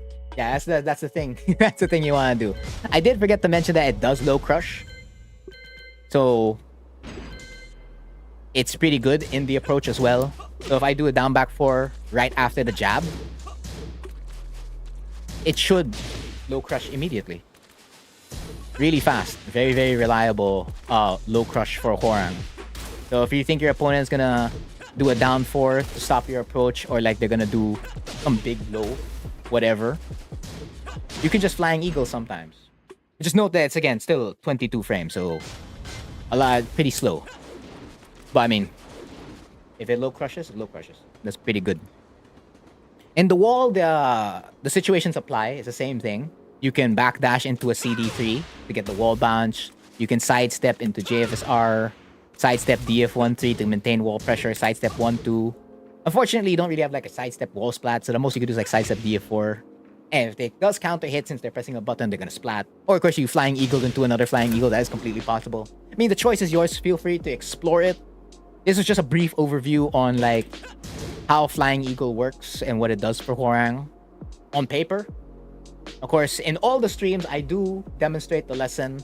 You can always just go to the end of each advanced Hwoarang lesson stream to see how the lesson was demonstrated. I play like typically 1 or 2 first to 5 sets, and then I commentated the whole way. So feel free to check that out, because I don't know. I'm still thinking about like making it a video. Just let me know in the comments if you think it should become a video. In the meantime, that has been the lesson for today. Again, end screen's gonna have, I don't know, one of the other advanced Hwoarang lessons here. And that has been the cheese for today. See you all in the next advanced Hwoarang lesson. Okay, I'm done. I finished it. Now, I see someone put a question. I don't know if you're still here because I was talking to myself the entire time and they were probably thinking, damn, the streamer's ignoring me. How to deal with this pressure? Simple. Down jab. Down jab, backdash, and step. And then you need to lab it. If you don't lab it, you're not gonna be able to deal with it. Because you need to know whether it's a mid-high, whether if, what do you call this, you can backdash a certain string. Because this is backdashable. That's why backdash and step are the best options against Hwoarang. If you knew that, or if you were just backdashing the entire time, Hwoarang can't lock you with his best option. The only thing he can do now is just check you with that, and that's fine. That's what you want. You want Hwoarang to return back to neutral. And then, once you return back to neutral, just play safe. Just play solid. Or take initiative. Take control of the game and hit Hwoarang hard on offense, because his defense, you could force the Hwoarang to back one. Again, step towards... Of course, I recommend step right for LFF because this beats out the faster moves, the 1-2, the 4-3.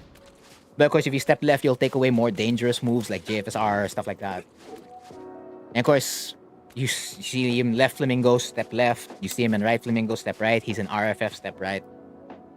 Movement really beats this character. And timely challenges on defense. Because one down jab is really good enough. Like get out. Down jab, let's say you take your +6 while standing for, check back off. Or like down jab, then back off immediately. But if you don't know the properties of his moves and you're not labbing it, no matter what I tell you, it's not gonna work. Is rage drive pressure? There's little it's a fair mix-up, let's put it that way. It's a fair mix-up, but I wouldn't say it's deadly. It's good. That's about it. That's the most I can say about Hwoarang's rage drive. The mix-up in the rage drive is very, very simple. They're either gonna do A, RFF DF4, because RFF DF4 is 13 frames and you're supposedly, you, the player, the opponent, is supposedly -7. You are supposedly -7 on block. So if I get access to rage here, standard, so you're -7, supposedly it's unsteppable, right? Supposedly RFF DF4 is unsteppable. Okay, hold up. I need to only make the last hit. That's towards the wrong side. Step right.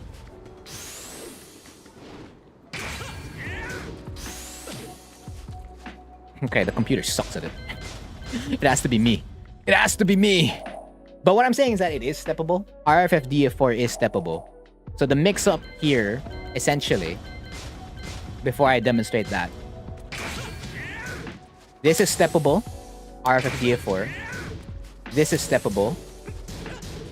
You can catch down 3-4 in your step if you sidestep duck, block, or sidestep duck, sidestep low parry into a block.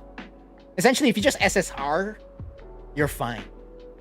Essentially, in quotation marks, you are fine, because if you SSR, there is no avoiding this. You're locked. You're locked to RFF2. But at that point, that means you're playing on a +2 situation. You're not playing with the rage drive situation anymore. It's changed. You're not playing on the +7. So it's just a matter of what you're giving Hwoarang. Do you want to give him the mid, which is steppable, at +7, which is the most advantageous thing? Do you want to give him the +4, which is, again, steppable? Do you want to give him the down 3-4, which is like +20 on hit? And then that's going to start up a lot of stuff if you give the down 3-4. And then if you're too concerned with that, they could also get the JFSR. Or if they know that you're going to interrupt, they could backdash into JFSR. Because the down jab will beat... It will not beat, what do you call this? RFF DF4 or RFF back 2. But it will beat RFF2 and it will beat down 3-4. But if you down jab there, then you're taking away those two things from the Hwoarang. So at that point, they could reply with that backdash JFSR. And I've caught a good number of people with that. But note that on the Rage Drive, it's the Hwoarang's, essentially one of the Hwoarang's last chances to make a comeback. So if you survive this situation, like whatever they do here, because again, once you hit the second or third interaction of a Hwoarang string, you can get out. Provided you didn't get hit. If it's all on block, you can get out. If it's on hit, then yeah, you're not getting out. Please start holding back on your D-pad, stick, hitbox, or whatever. But let's say you gave away the RFF DF4, right? If you backdash here, you're out. You're out. If I RFF DF4, you're out. So what can I do to keep you in check then? Or H-Drive. I have to do something like LFS1. LFS1 or RFS F4. But at that point, if I do the RFS1, you know the 2's coming. So you can just like backdash it up. If it's the RFS F4, you're put in the RFS F4 mix-up. So it's a matter of guessing when, what do you call this? I do something else. Or if you want to like just play it safe the entire time. Or do you want to down jab immediately, get out? Because the Hwoarang has to take a risk of when to throw out Air Blade. Not unless you're playing a different character. Not unless you're playing another character that has a really solid option in this this mix-up. Because some characters they're blessed. This is actually a net negative sometimes against certain matchups for Hwoarang. Of course, you have to lab that out. I didn't create a video on that or whatever. I didn't. I just made a list of like who has really solid options, and I left it to like the players to discover. And then if you give him the RFF back too, right? If you give him the RFF back too, and let's say you start stepping right. Oh, I can't lock you. You know what I have to do here? I have to DF1 plus 2. Again, movement will trump Hwoarang. That's what you gotta do. So those are like the main options. Obviously, again, the down 3-4. If you're already low parrying or down jab, you'll beat it. But of course, if you're not, and let's say you do get hit by the down 3-4, right? Keep this both at standing guard. Let's say you get hit by it. You start backdashing. You're good. You're fine. And if you block let's say the RFS DF1, that's the most Hwoarang can do. Not dangerous. The one thing they'll have to do is really catch you in your backdash and then do it again. So that's where the whole mind game aspect comes from it. And that's when you have to really take note of how the opposing Hwoarang wants to mix you up. Unlike the options you've presented them. You always have to be like super awake and know which options they want to run the most. And this comes with like, again, a lot of labbing. There is no escaping the lab against this character, unfortunately. So I hope that answers your question. Because if it's RFF2, this is probably the best situation for Hwoarang. Because if you block this, Hwoarang's plus 2. You have no move in your arsenal. In universally speaking, that can beat this, aside from a down jab. So at plus 2, you're sitting at the iffy frames. I consider the iffy frames to be -3 all the way to +3. A lot of stuff can happen here. A sidestep, this and that, etc, etc, etc. Because if you attempt to step here, versus, let's say, RFF2, you want to step towards the right, you can't. Whoa. Frontier learns that it's apparently steppable.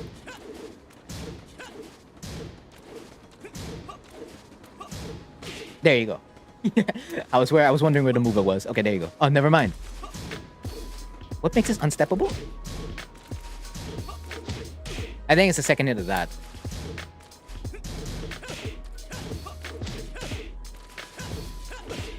Yeah, it's basically the second hit of the strings.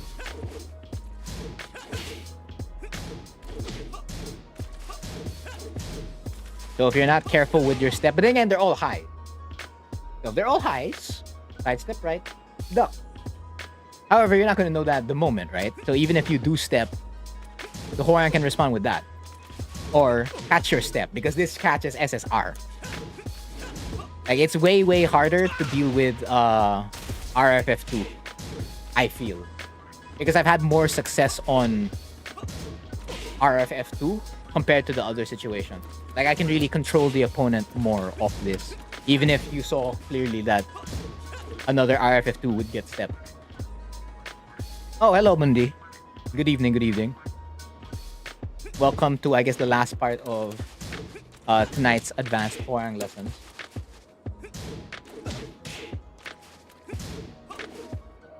Bats Hwoarang very strong? Yes, Bats Hwoarang is very strong. A lot of really good Hwoarang players, they're in another level. But essentially, you're seeing a lot of movement win. So just knowing which option they do, and then applying the right defensive option against it. If you want to apply the best option, that is a good fail-safe in quotation marks, because you at least beat the best option. So if the best option there is like always backdash rather than step, then always just backdash. The thing is, you'll get caught by the options that beat that. But it's just like, okay, I'm willing to like take my poison for that. So it's like, what do you want to limit Hwoarang from? And if you pick the best options, Hwoarang gets severely limited. Severely. And there's not a lot of Hwoarang players out there that are like willing to take those kind of options. They're gonna struggle really hard against that. Yeah, but I need to now demonstrate Flying Eagle. I need to spam it like crazy. I need to spam it like crazy and show how it affects the game state. This move. And I keep spamming it over and over again. I need to win a set because of this. So that whoever drops into the stream or VOD from, let's say, the VOD, the edited VOD of the advanced lesson, when they, because I linked the stream to every video, they were like, ah, it's like that, you know. But yeah, if you just dropped by, welcome to Advanced Hwoarang Lessons. Pinned comment is your guide. Feel free to ask any question about Tekken 7 or about Hwoarang specifically. I'm almost done for tonight already. Is there nobody? The struggle of going online. Where are the people? Course time check, it is 11:40 in the evening, Philippine time, GMT/UTC +8. I've been live for roughly an hour and 32 minutes and 55 seconds, I think. I'm just looking at the OBS timer. Of course, I'm pretty sure the timer on YouTube is a little bit different. Maybe it's like a minute off. Or something. Oh, much thanks. Thank you. Appreciate it. Oop. Although I don't know how long I'll be doing this for. Because it's already the 11th. I'm only thinking about like 15 Hwoarang lessons. 15 advanced Hwoarang lessons or 25. You gotta help me out there. Which stuff about Hwoarang do you want explained? And I'll see if it fits advanced Hwoarang lessons, the theme. Oh, I wish I was the best. I'm not. It takes a lot of work to, what do you call that, become one of the best. I am far from that. Like, I think I saw it earlier when I was scrolling through social media. One of the players I know in the scene, of course, again, I'm talking exclusively from my region or country. They won a tournament. I'm like, damn. I went back to like my record. I haven't won a single tournament. Not even a small one. I'm like, that. Everyone else out here winning tournaments except me. I can't even win a small tournament. You learned everything from me? Well, again, my whole philosophy or mantra is that you take all the information that's available out there, test it, and then see what works best for you. So you learn, you listen, put it into practice, and then see what works best for you. Like, create your own from whatever wherever you got it from.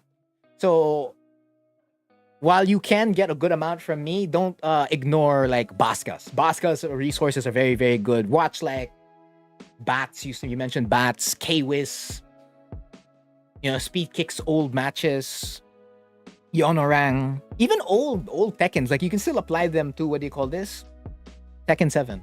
Like, I applied a lot of Tekken 5 Tekken 5 Hwoarang 2-7. Like, I was watching this one Hwoarang, I think his name was Mr. Yeah, his name was Mr. I watched way too much of him. and I applied all of it into Tekken 7 and started transposing stuff because there's stuff in 5 that aren't in 7 anymore and vice versa, right? So I was just like, okay, how do I do that on 7 Hwoarang? Setups for RFF JFSR, there's none. Obviously, when you mean setup, you mean like something that's guaranteed that will catch them for it, right? There's none. The simplest setup for JFSR, again, is to make them look low and then just do it. Condition them.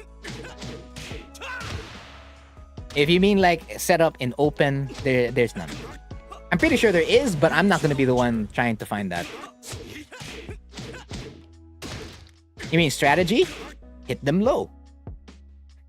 That's pretty much it. So, basic example of it is like down 3-4 RFS 2. You put yourself in a very good position to do 2 things. Number 1, another down 3-4. This makes them think low. And then number 2, hold on, JFSR. So if you do this, they're looking low, JFSR. This is what's powerful about going into RFS 2 after down 3-4. Instead of like stand switching down 3-4. Of course, you could stand switch down 3-4. So let's say you down 3-4, stand switch down 3-4, RFS 2. All right, now your opponent's gotta think about something. Are you gonna down 3-4 again? Or are you gonna do a solid mid option here? You're gonna do RFF DF3, you're gonna do DF1+2, DF1. Are you gonna keep them high locked in, RFF 2-4? Because the advantage is still in yours. You're +5 in this situation. So if they so happen to look low, JFSR wins. Now, you can confirm that by hitting a mid. Like, if they block that, they're stand blocking. So, the next time I do an RFS 2, sorry, you can down 3-4 again. And if you don't want to risk down 3-4, after that, you can do a down back 4 to check. You're like, okay. It's all about checking on like how their reactions are. So the more they get hit by a certain thing, and the more they allow it, just means, all right, I'm just going to take advantage of that the entire time. So this is like a favorite of mine, and a favorite of a lot of Hwoarangs. You down 3-4, stand switch into LFS down back 4. That's pretty fast. And if they do press a button here, they get counter hit, and that's a free back 3. That's pretty good. That's going to deter them from like wanting to press a button there. And to look low. To look low, that's what you want them to do. So the next time you down 3-4 stand switch, you get access to LFS of forward 3-4. You can do the hunting hawk. So down 3-4 stand switch, they're thinking about down 3-4 or LFS down back 4. You hit them with the mid check. Oh, they're ducking. Oh, and then if you hit LFS of forward 4, they're ducking. If you want to be safer with your mid check, that's when you, what do you call this? LFS 2. So it's more of like that in general. It's like, what are you hitting them with? How are they reacting to it? And then what do you counter that back with? And it's knowing which options you can run and which options they're giving value to. Is this the perfect opponent to showcase Flying Eagle? You know why? Because this is one of the best Lees in my country. One of the best Lees in my country. I don't know. It's gonna be the same thing when I'm at Gold Standard, man. It's like I can't demonstrate the lesson of all standing 3+4-3 because it just doesn't work. I no problem, man. That's what the cheese is for. I'll see. I'll try to spam Flying Eagle here. I'll try. Okay, you chose to step then. No. It's also been such a long time since I've played you. Flying Eagle. Oh, the Oki on this, good. Exactly. Look at that. That was fantastic. Okay. Oh, okay. Good thing I didn't RFF back 4. You know why? Because I would have been counter hit on Hitman. Hitman down 3. Thank goodness for that tracking. Thank goodness that wasn't counter hit. You saw that? Damn. You saw that. I'm dead. Oop, oop. I'm dead. But hey, I could press Flying Eagle. All right. That's a W in my book. I can press Flying Eagle.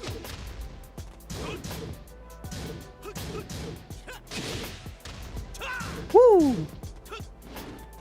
Do it. I don't know. 1, 2. Alright, I could do DF2. Really? Okay.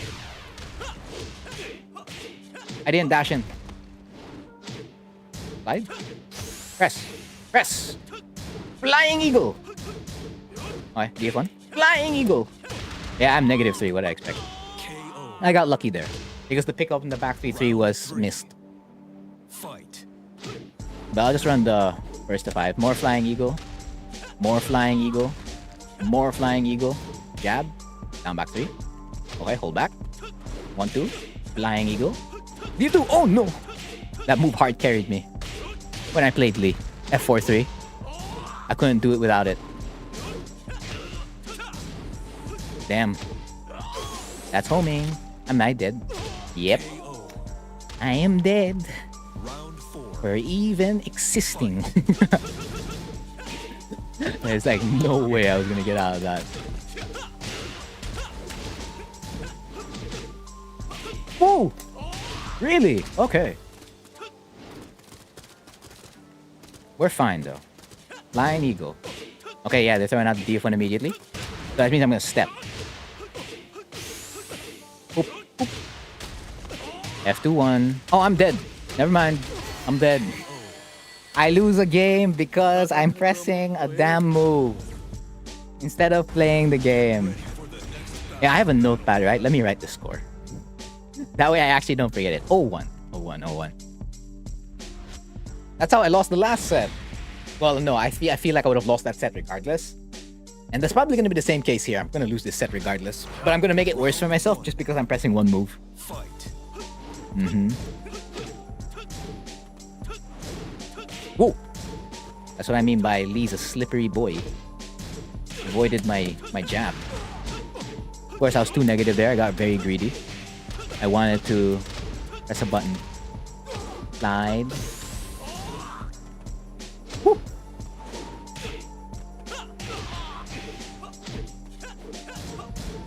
Oh, you pressed. You're dead. That's a mistake I didn't expect to see. Mm-hmm. Flying Eagle. That's fine. Right, not like that. Don't forward 2 in that situation. Up, up, up, up. Man, that really keeps me there, huh?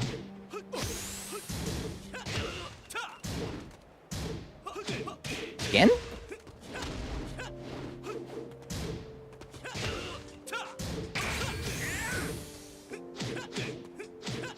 Alright. Of course, that is less Flying Eagle. Hmm.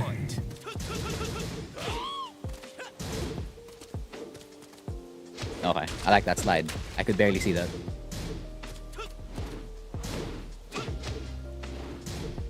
Woo! Combos.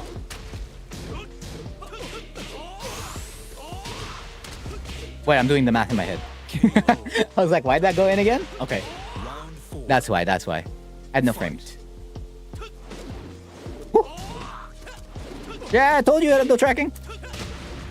And I get hit by the back 4 counter hit. Very powerful move.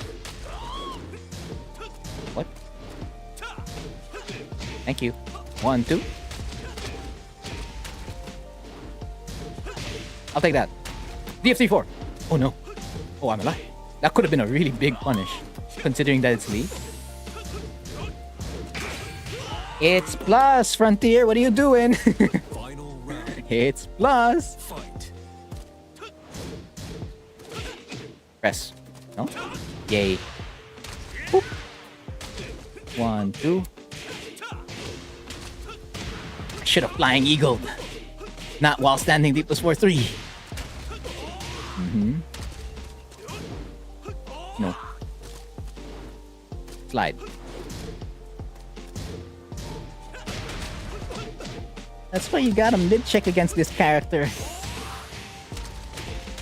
Because he will just make you pay for it every single time. I saw that coming. Classic round ender. 0-2, baby. 0-2. I love demonstrating the lesson against high-level players. I enjoy it. I have to play the game now. I have to play the game. I just wanted to demonstrate the lesson, man. That was it. Because in all actuality, these moves, aside from while standing T, I mean, except while standing three, because you could really use that here over and over again. While standing three is for flying eagle. They're really just compliments. You throw them out from time to time. That's all you do. But the while standing three, you can really use it the entire time. Why? You're so press heavy right now. Did I show something earlier in the earlier set? I must have. If you're going this way. Round 2. Mm-hmm. Fight.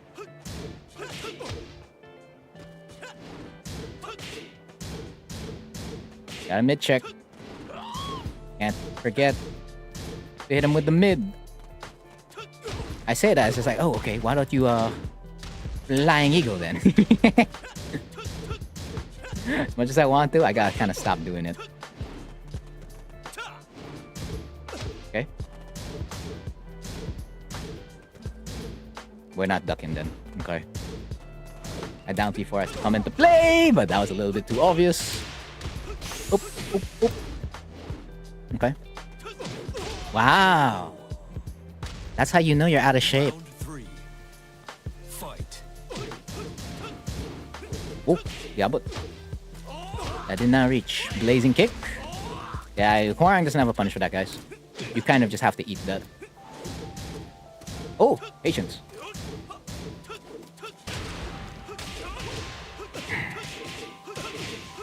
I can feel it. I can feel my patience waning.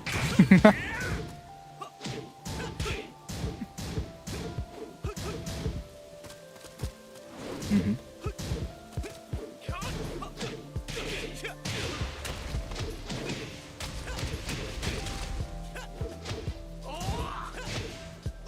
KO.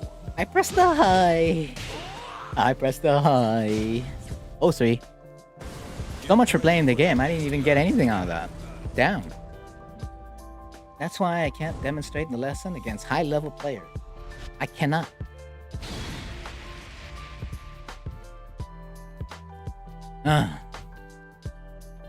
What do I do?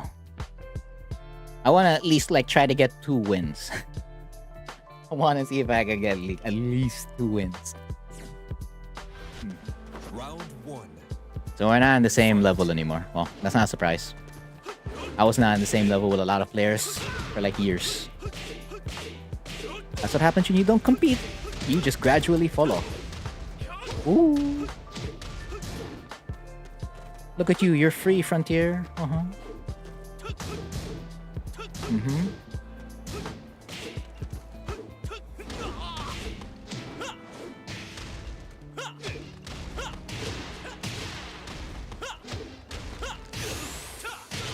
Oh, no step.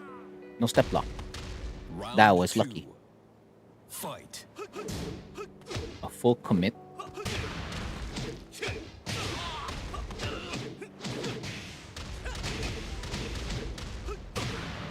This is why you gotta have your Oki set properly. Because if you don't, you'll be the victim of how many wake-up kicks all the time.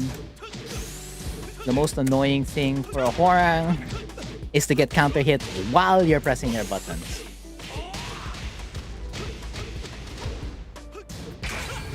Oh wow, I got lucky. Lady luck is shining upon me. He's like, here, have a game. Alright, I'll be the happiest boy. Fight. Because I have a game. Woo. 1, 2, 3.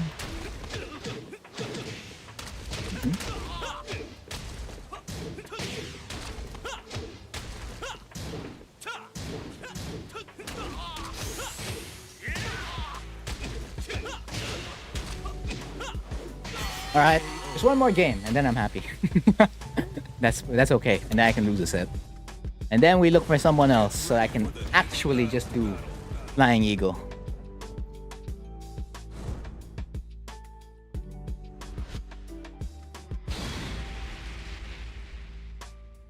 So I'm just gonna stop using it because I can't use it here, not on this level. Round 1. Like all the time? No. Fight.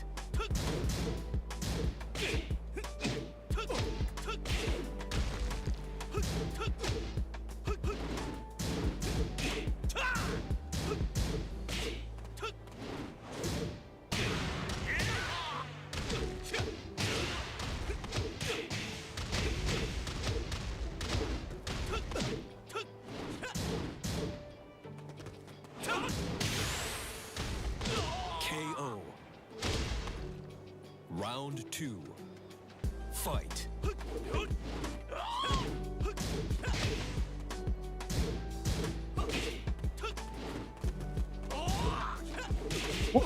Down 3. Bawal.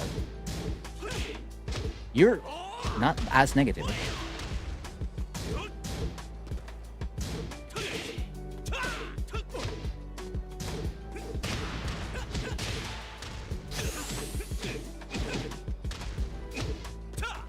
KO. No walk again. I mean, no Round block. 3. Fight.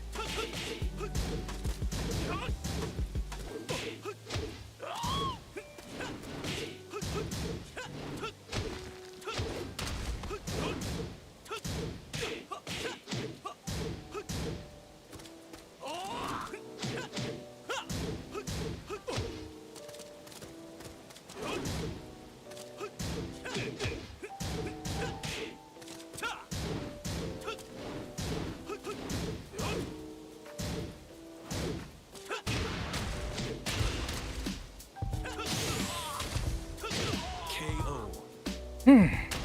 Alright, I got my 2 games. We good. I got my 2 games. We good. Get ready for I can lose now. Oh, we're both on invisible. Okay.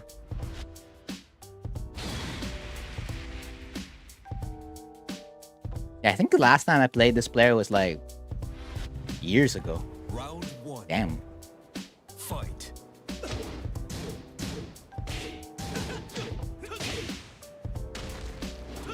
Yeah, boy. Damn, dude. I thought it reached. It was like a pixel away. That's fine. That's not okay. I knew it. Of course that was not Round okay. 2.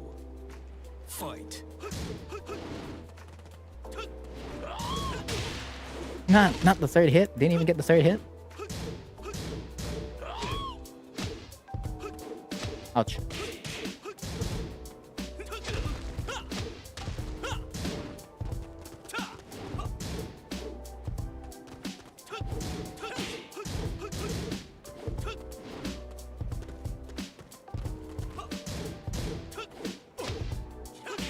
No combo.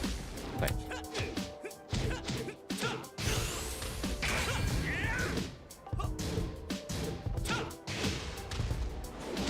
KO. I got lucky. Round 3. Fight.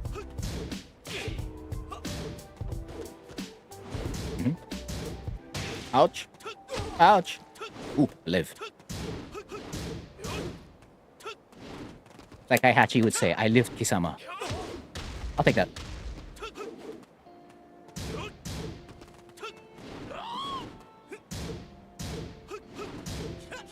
What?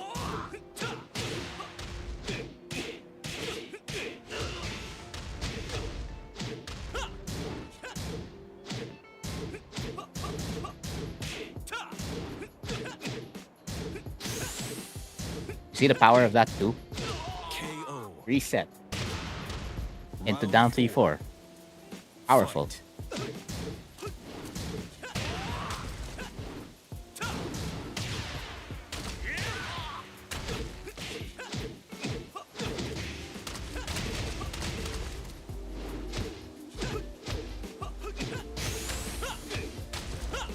That wasn't guaranteed, by the way. Because if you get DS 3-4 at the wall, or even in open, your opponent, all they have to do is hold up. They just gotta hold up. And then they'll block it.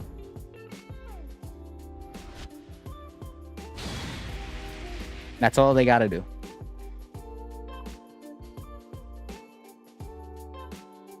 But every other option loses except that. So that's the mix. Like, am I gonna go for it or not? So if you want to be safer, you can just do like a wall standing 4 if you want. Round 1. If you're fast enough.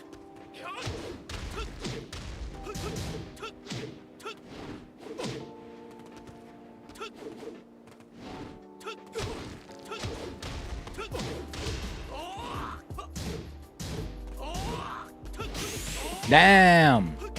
That was good. Round 2. Fight.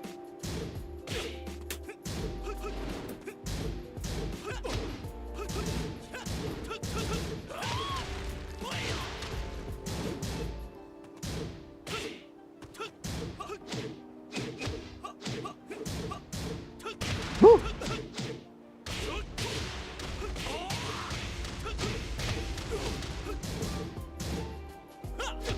Oh, wow. I did not expect that to hit.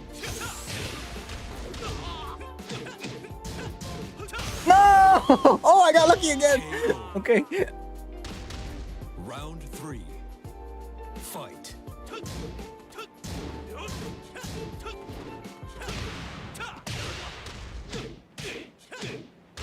What?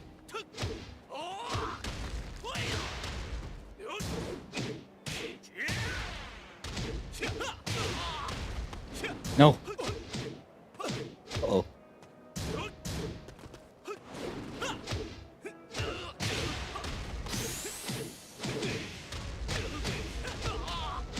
KO. Round 4. Fight. No, you're negative. Like, you're really negative.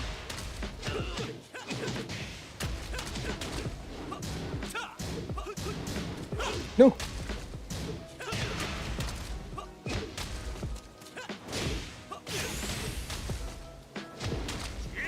Woo! Oh,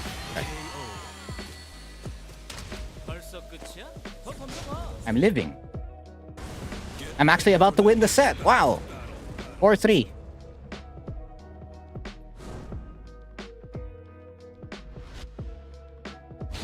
There's actually a lot of things here that, you know, if my opponent just irons out, I probably would have lost. Probably would have lost. Round 1. Fight. It's that obvious? Shucks.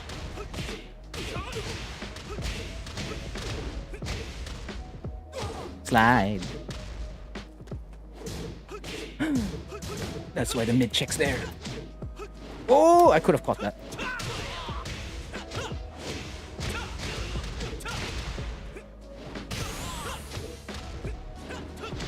Yay. KO. Round 2. Fight.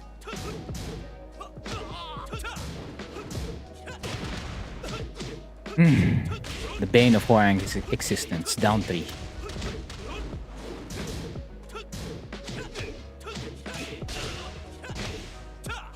Woo! Again? Press. Okay. No! I fell for it. I fell for it. Okay. Round Okay, 3. okay. Fight.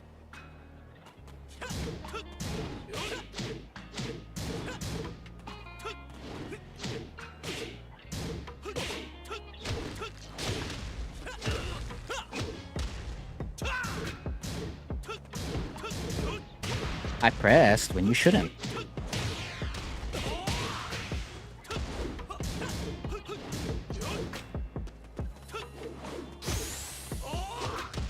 Going big, huh? KO.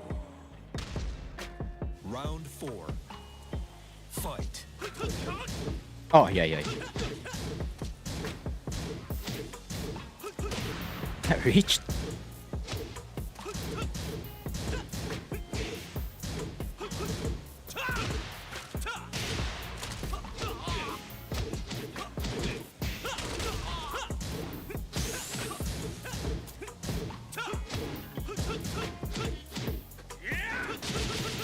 Did I give that away?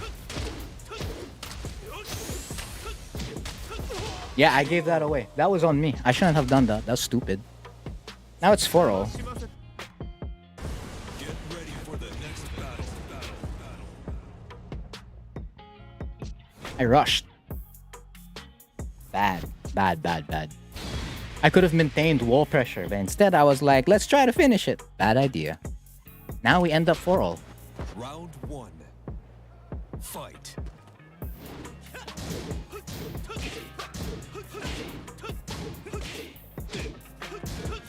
Oh.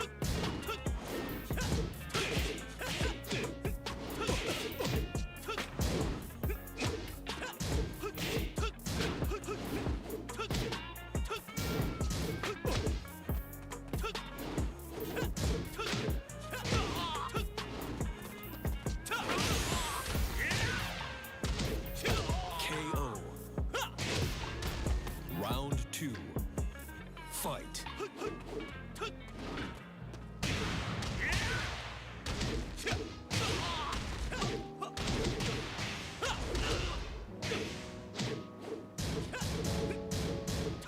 Right, every single time. Why don't I change it? Just DF1, bro.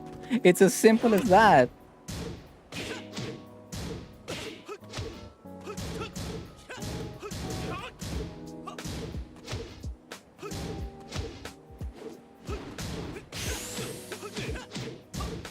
KO. Round 3. Fight. Ooh.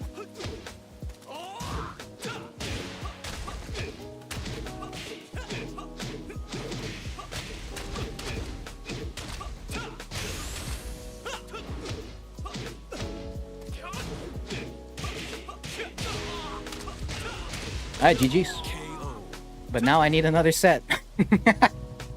GG's, but I need another set. Oh.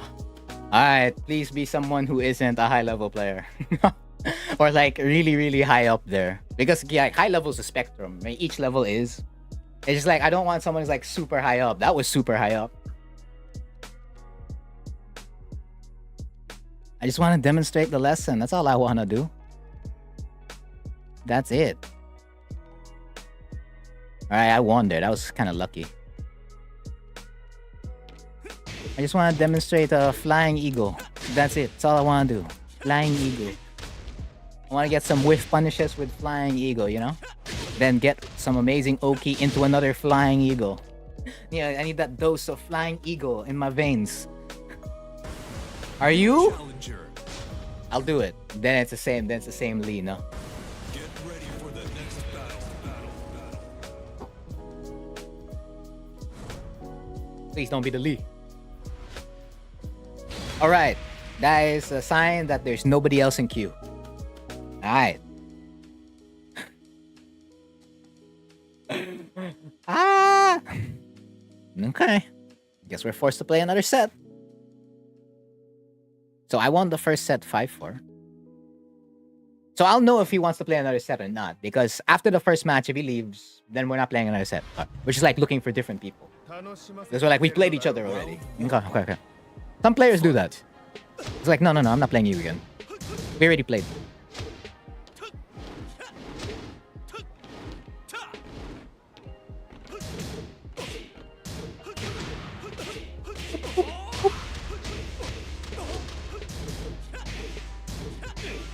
I wasn't in RFF. Okay, I'm not that good.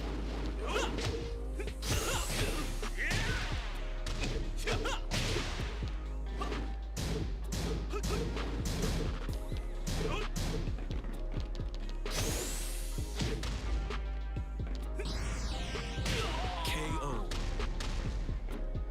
Round 2. I just have to play. Fight. Play the game.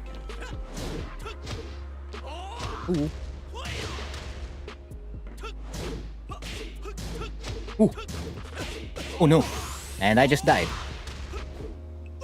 Perfect. So I guessed wrong somewhere. And all my HP disappeared in an instant. What? Really? Down 2 loses to DF1 now round start? That doesn't make sense.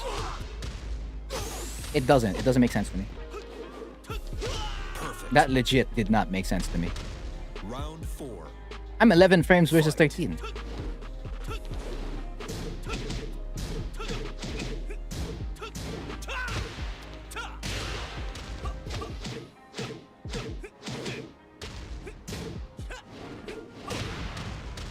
Really looking low, huh?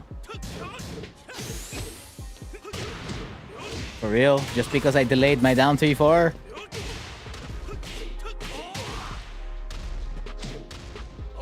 Ayun lang. KO. Final round. Fight.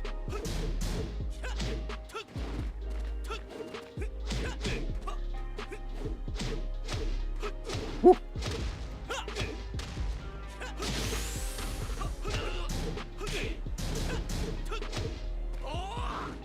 KO. Are we playing a set? Aye. Get ready. Hi. We're playing another set then. 1-0. Hopefully after this set, I really find someone who isn't the same player. They're playing another first to 5. Alright, alright. Round 1. Fight.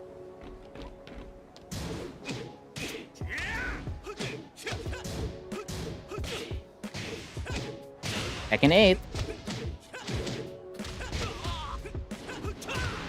Okay lang.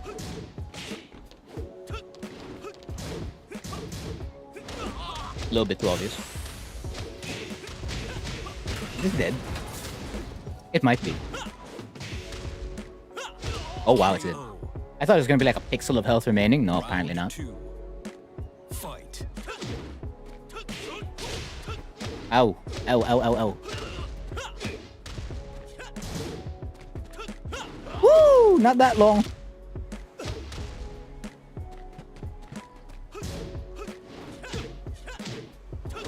Okay, too obvious. I'm dead. KO. Slidey. Slidey. Round 3. Slidey, slidey. Fight. Slidey man.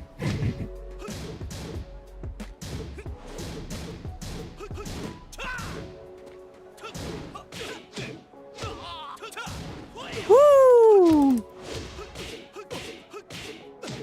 Damn, that's what I get for attempting backlash. It's okay, in 8 it's buffed. You won't be able to punish it even more. Give me Tekken 8 backlash. Round 4. Fight. I keep that you keep looking low. Like when it's string time. Ooh.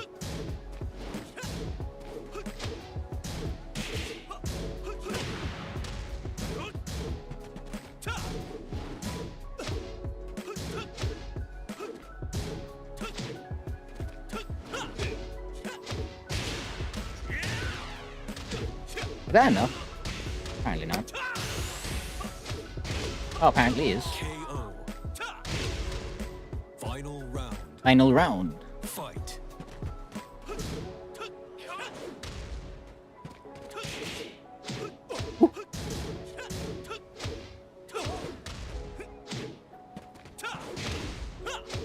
That was kind of like a desperate heave. I didn't expect that to even hit.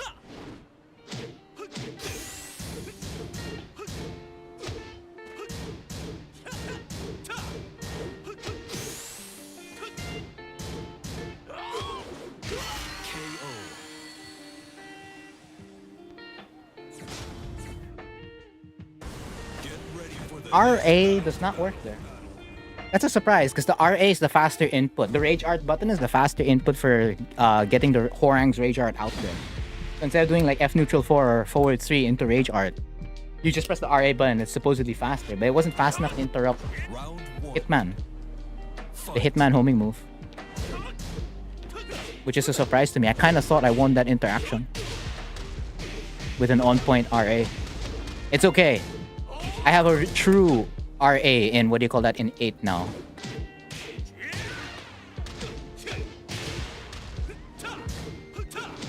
Woo!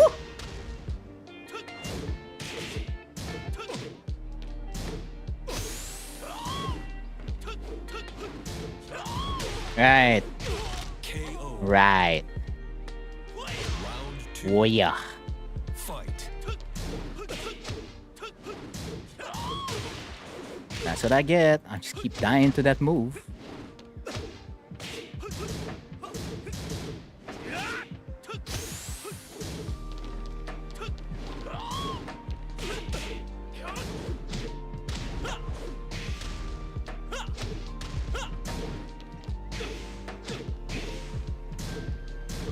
Whoa, I thought you were ducking. You were. 3 times I was like, duck, duck, duck, duck. It wasn't, okay. Fight.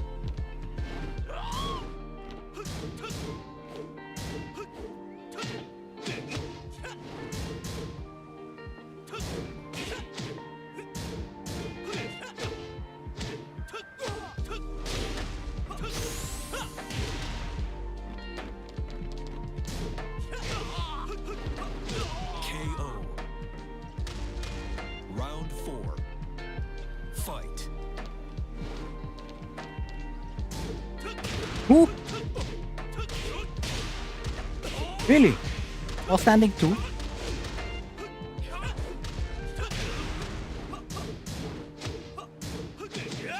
Hey! That was a counter hit.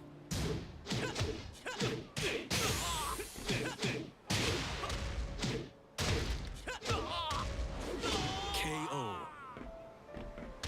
Final round. Fight. Yeah.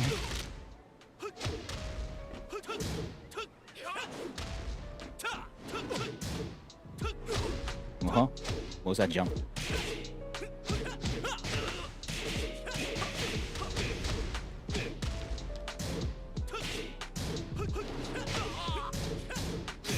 Again?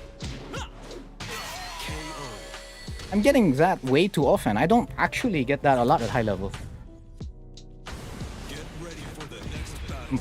More often than not, what I get is like a loop. By a loop, I mean like loop on defense. But I usually don't get the counter hit, usually. It's like way too many times. The frequency is like off the charts. Outside of expected ranges.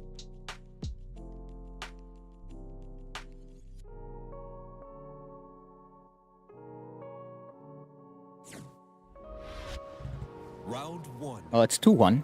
Fight. What? Lee's jab caught.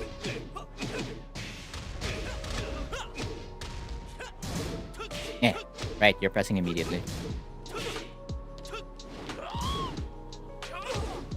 My job is to step right after Flying Eagle when I get it.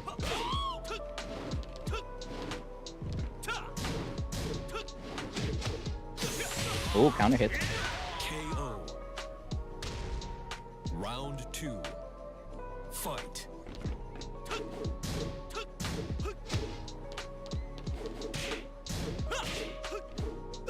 So you're gonna respond with a mid.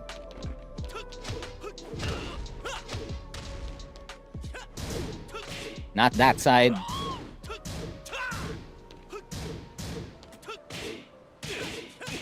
Extended hitbox.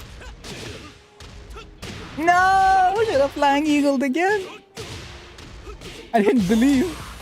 I second guessed myself. Oh, I could be dead. No, yeah. Can't hit. Can't hit combos. Fight.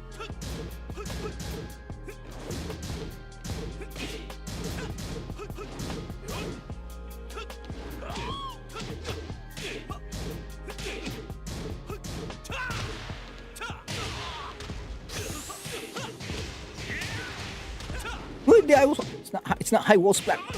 Boom. Oop, oop, oop, oop. Damn, Lee wall carry.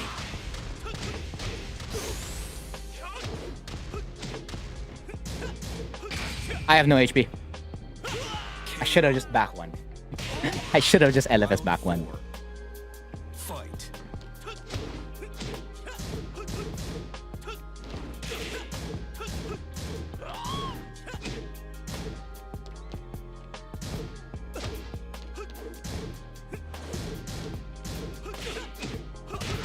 Oh. We press in already immediately?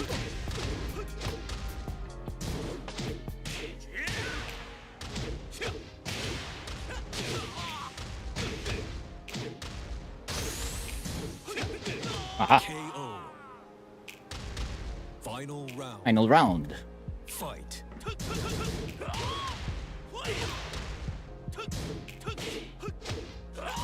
The damn DF1.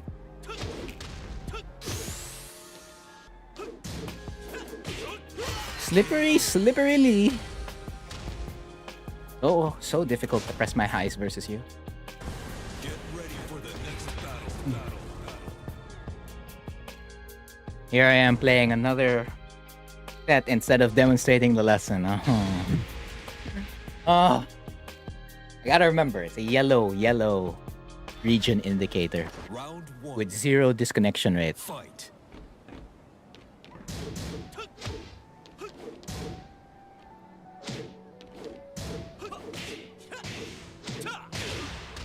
That way, when I go back to Q, I don't get the same opponent. That's like a whole lot of luck. I dropped one, dropped another, and then still got another one. Damn. Round 2. A whole lot of luck right there. Fight. Right. I keep losing to that.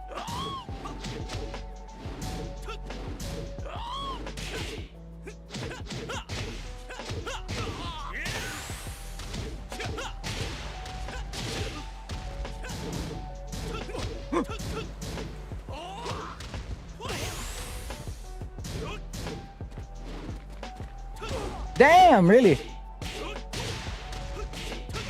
Off me there. KO. Round 3. Fight. Mm-hmm.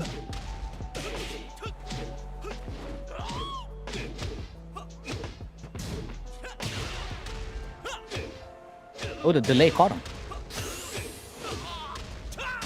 KO. I misjudged the distance to the wall. Round 4. That's why I did Firestorm. Firestorm left. Come on!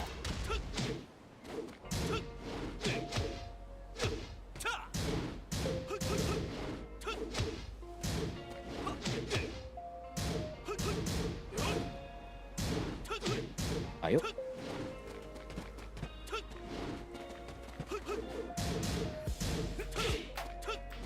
Woo! Too far.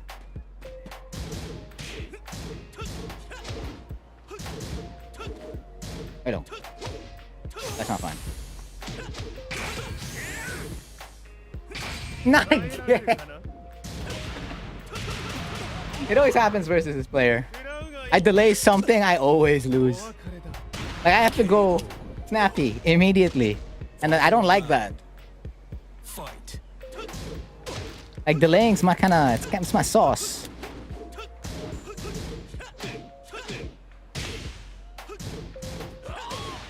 Great. Instead of just getting knocked down, no, I'm floated into the wall. Oh!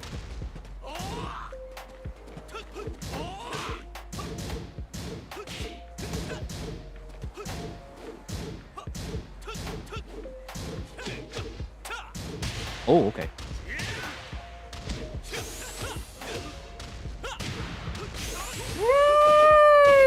Hwoarang Okizame, am I right? Am I right? I went for an LFF FF3. What I should have done there was went extremely safe. Should have just while standing forward. Because at least the while standing forward will catch all the wake up kicks. And if you just do it by itself, even if they roll up, you're okay. Round 1. Fight.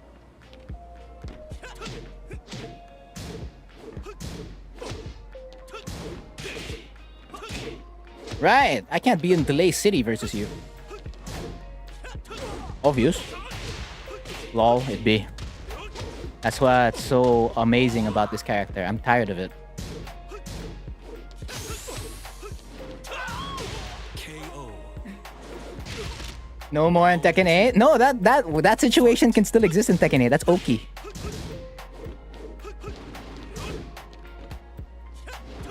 Ouch. Like, a lot of the way I'm losing is probably still the way I might lose in 8.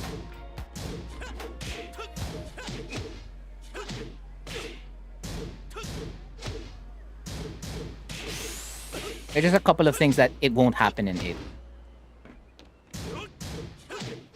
KO. That wasn't even punishable. That wasn't the 3 version. That was the 4. Fight. No!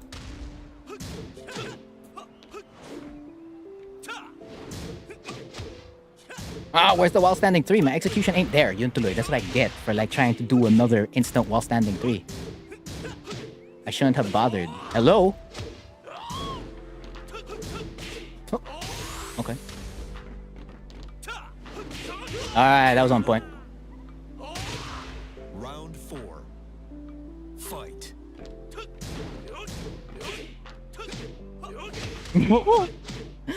What's the point of your mid if it loses to a high? It's supposed to lock out, but it won't. Lee FF4 too funky.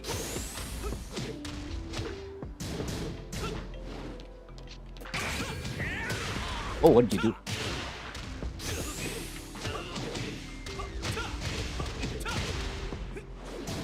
What did you do? You know, if I just went for SS33, that would have been over. But I didn't. Fight. Round start, and my backdash not clean enough. Now I'm at a huge disadvantage immediately. That was 16. Ooh, launch! I missed the biggest opportunity. Wow, okay, that was a solid challenge. You see what I mean by challenging? You lose. Had he not challenged there, I would have down 3-4. Now, of course, you have to take it. No, like, if I RFS DF4, I would have lost. If you feel like the challenge, if his challenge continued. But the challenge at that moment was right, given the information they have. And those hurt me a lot.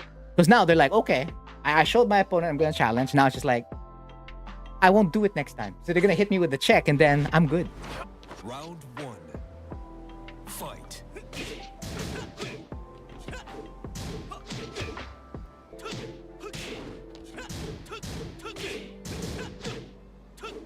Wow, that was so far.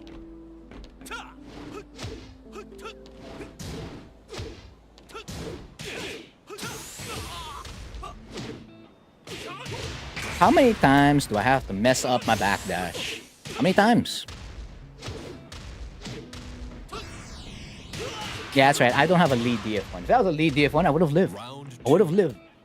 Fight. But not all characters get the same privilege. Are you kidding me with that trade?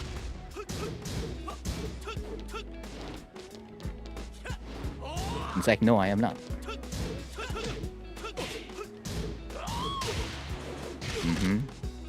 I can boil this set down to Hitman, whatever that move is. I lost because of that move. Nothing else, really.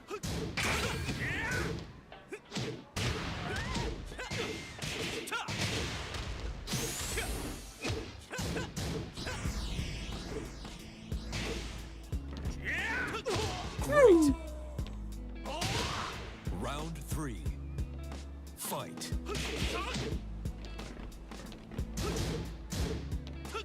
Uh-huh.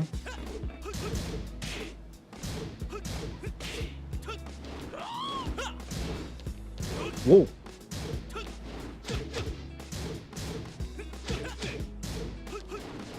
Uh-huh, wow, the last hit, huh?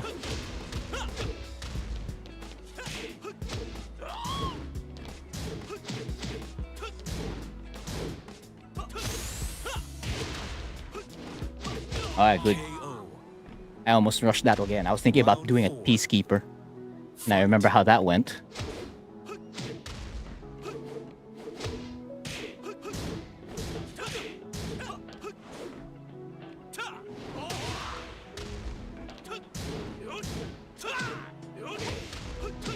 It's such a fair move, dude. It's such a fair move.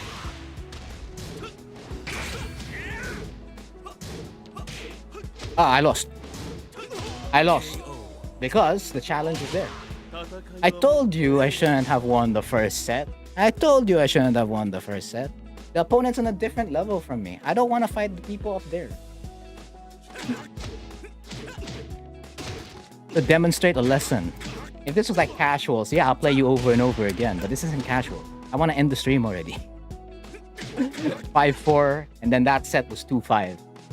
I lost to Hitman, whatever the Hitman Power Crush was, and challenges. My sequences didn't go out. As you can see, Hwoarang doesn't string a lot. No, he doesn't. No, this is you, right? I'm not playing you. We've played twice already. No, thank you. Is you again? I have no idea, dude. I have no idea. I'm just looking for a different region. I'm looking for a red region or someone with a disconnection rate. Because if it's the same region, it might just be him again. I can't. I know. Oh, it's messaging me. I know. GG's, man.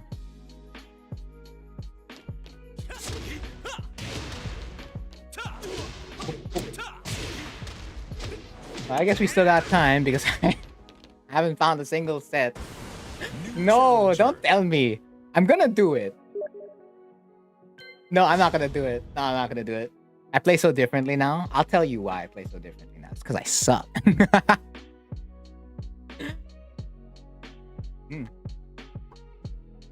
But let me ask. Let me ask why. Really? Feels the same to me.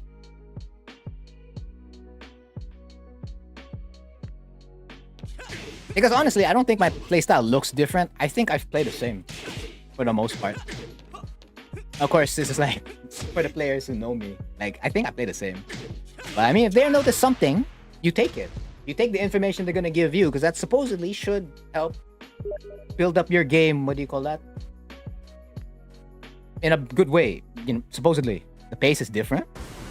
Finally, all right, this is in the bag. All I have to hope for is that it's not a green rank, or basically, it's not orange down. And if it is orange down, hopefully they're lying about their skill level. The pace is different. I don't know. I was copying you. Wow, we get a Lee, and then I guess I'm not escaping Lee, dude. Just like, hello, Lee. Welcome back. I feel more controlled. Damn, but I suck more now. But you hit me with Hitman 3 the entire time, though. Hitman 3, Hitman 4. I'm trying to... I'm imagining the leg of... Yeah, it's Hitman 3.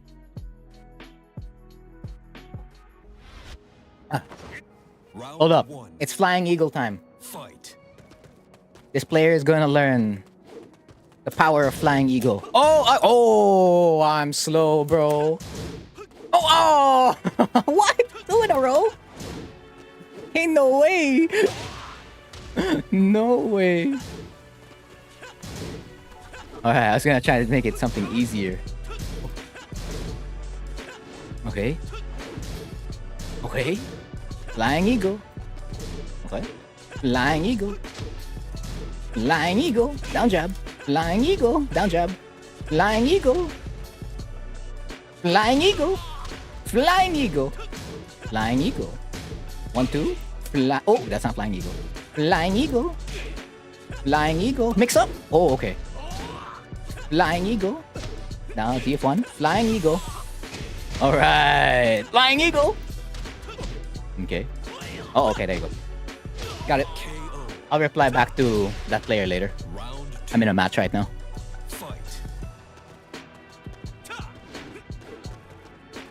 Ow! Oh! They're like running 3-4. Yeah. And then another running 3-4. Okay.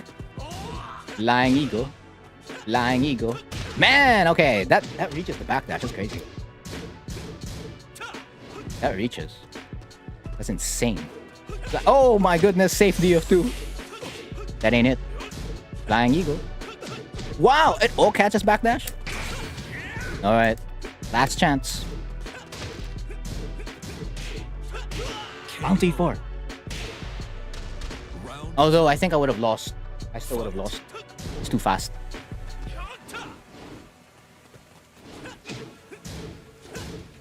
Flying Eagle. Look at that low crush. Look at that low crush. Oh yeah. Juicy. 1, 2. Oh. Nope. That doesn't work. Nope. Flying Eagle. Power crush.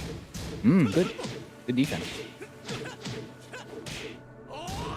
I have no punish for that. All I can do is just like check you.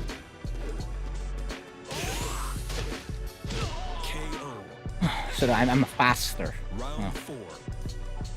I don't know, I was just playing at your pace.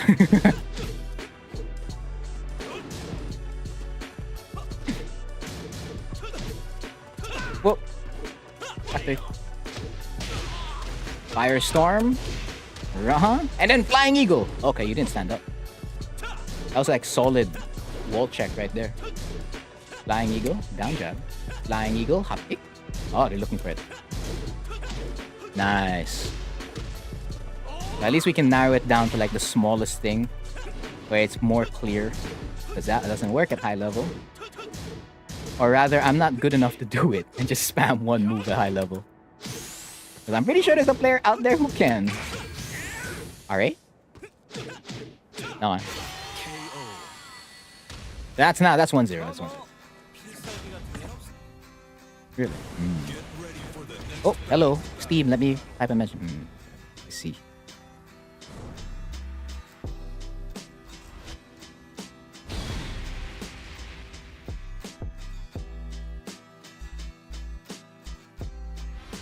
Then this one is 1-0. Round 1. Fight. Down back 3. Mix it. Flying Eagle. Move away. Trying to control that space. Just want to keep you near the corner of the wall. That's what Flying Eagle is going to help me do. Don't press because the opponent's looking for something. D4. Flying Eagle. Okay. 1-2. They've been conditioned already. That one game is gonna be big in terms of conditioning. Oh. Down back 3. Hit him with another mid to show him off. Of course, again, you can low parry that. Just make sure you're awake already. If not, just block it the whole way. And don't risk it. Flying Eagle. Nice. Not guaranteed. Flying Eagle Oki. Flying Eagle. Flying Eagle.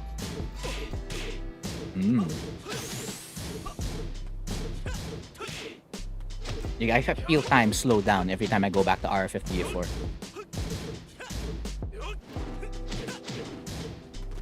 Okay. I'm okay. Down jab. Good. Slide. No? Okay. Flying Eagle helping me push my opponent all the way towards the wall really, really fast. Oh. Now back 3. Ooh, DF2. DF2. No? Okay. Late. Flying Eagle. Flying Eagle.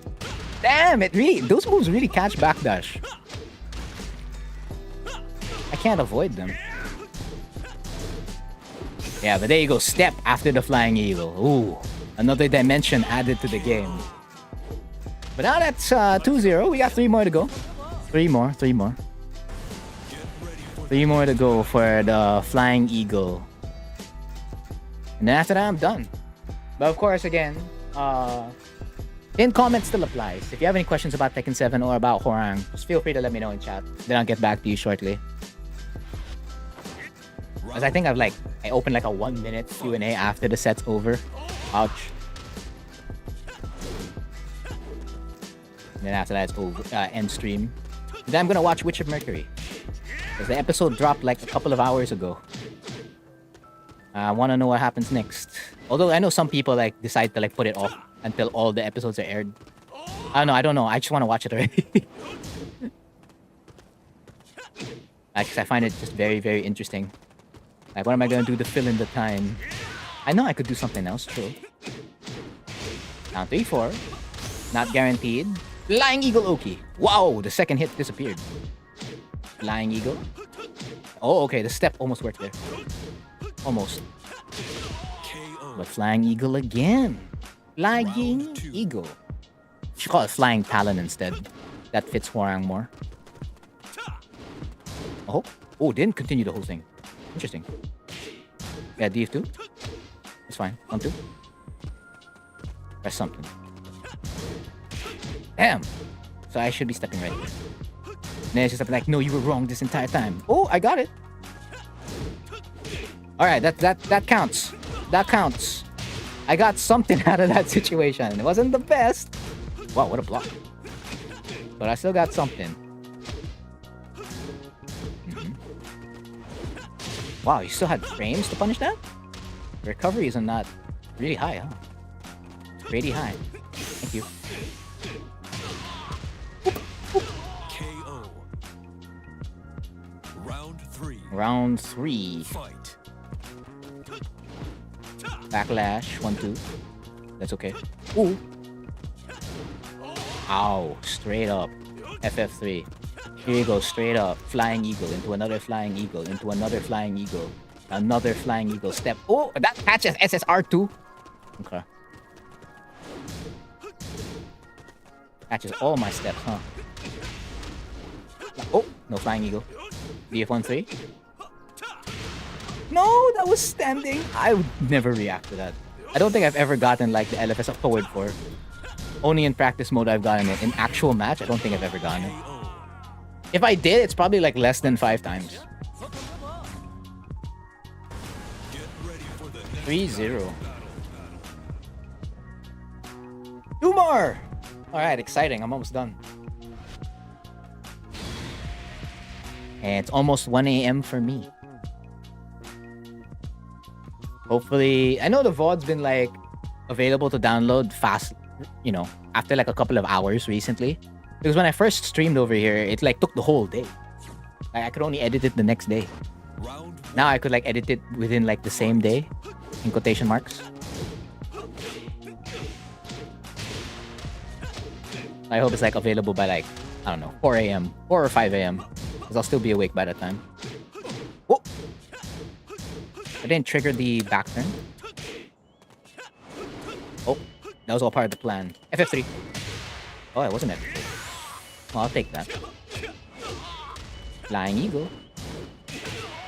There's a lot of hot knees. When I'm not even doing the Flying Eagle. I'm not even pressing a lot of lows. Whoop. That's fine. That's fine. Flying Eagle. Just when I thought I had the JFSR opening. Wow, unfortunate for my opponent's blazing kick. Very, very unfortunate. 4-3.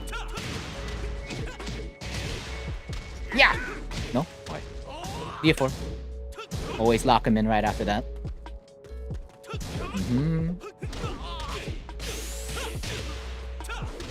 Hello! Oh, okay, you just never. Never. Never. Never, ever, ever. What do you mean you're so happy? Oh, no, wait, right. Because you're not a Hwoarang player. Right. There's a downside to that. Because Power Crushes are faster and better in Tekken 8. So if it was already difficult to punish Backlash if you didn't practice for it, all the more it's gonna be difficult to punish Backlash in 8. Furthermore, since it was not tested, we don't know if a jab will always lose to a Power Crush. Because in 7, right, if you do a jab versus a Power Crush, you can recover. We don't know if that's how it works in 8. Or if you like throw out a fast recovering move, you're okay after the Power Crush. Because they did say in the trailer, or like when they discussed mechanics, as soon as you get hit, you can use a Power Crush to get out. They're really advertising it as such. Like if you want to get out, aside from like the usual defensive measures, just, what do you call this? Just Power Crush. So you have to deal with a faster Power Crush and something that may potentially eliminate more options that you can press. So which means every time Hwoarang does enter RFF, you're in trouble. And combos across the board have been nerfed. So, I mean, the fact that Hwoarang still gets a back 3 or an FF3 after it is not, I wouldn't say it's anything to rejoice about. It's more worrisome than anything else with the way 8 system works. Because that's gonna hurt, because he's gonna walk up to you again, he's gonna down 3-4, you know. He's gonna hit you with the 50-50. And it's just like, I gotta go through all of this again, and I still get an extra hit, and then he still gets Oki. Because the way Backlash worked before, there's no Oki on it. Like, it just slap him away super, super far. That's it, if Backlash hits. They're still retaining Oki, they just removed the combo damage. But combo damage across the board was nerfed anyway, so it's not a problem. My main concern is that it's faster. It's faster and supposedly better. So I don't know, like the fact that there's no combo is not the problem. The move is still gonna be a problem in 8. And I feel like it's gonna get like higher mileage and usage in 8. Very select few players in 7 are actually able to use Backlash. Like I'm able to hit Backlash on any person. I'm proud of that. That's like my main thing. At the highest level, I was able to hit everyone with Backlash at least once. Oopsie. And I was able to like use it as a constant threat. Oop. Like the opponents know that I'm gonna Backlash, and it's just like, oh, it still hits. I'm happy about like that kind of stuff. On point Backlash. I've had like more close calls with it, and it's just like, woo, when it goes in. That's sick. I mean, the fact that it feels like it buffed the way I want to play, but I mean, we'll see. Again, you need the game out first. Whoop. Flying Eagle. Flying Eagle. No, you can't do that. 1, 2. And they also made him safer. I don't know. There's nothing much to rejoice about Hwoarang. On like the defensive side of things. I feel like they just made it harder. Or what do you call that? Defending against Hwoarang. Eh, what?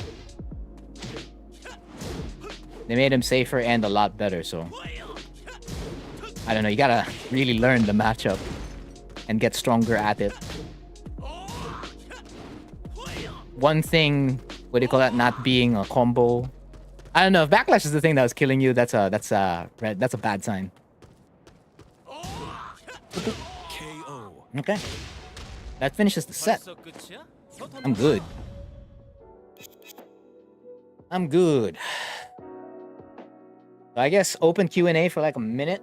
Yeah, because I'm gonna start changing this to my Road to Blue Cheese overlay, where I play ranked and like try to get all the characters in the game to Fujin.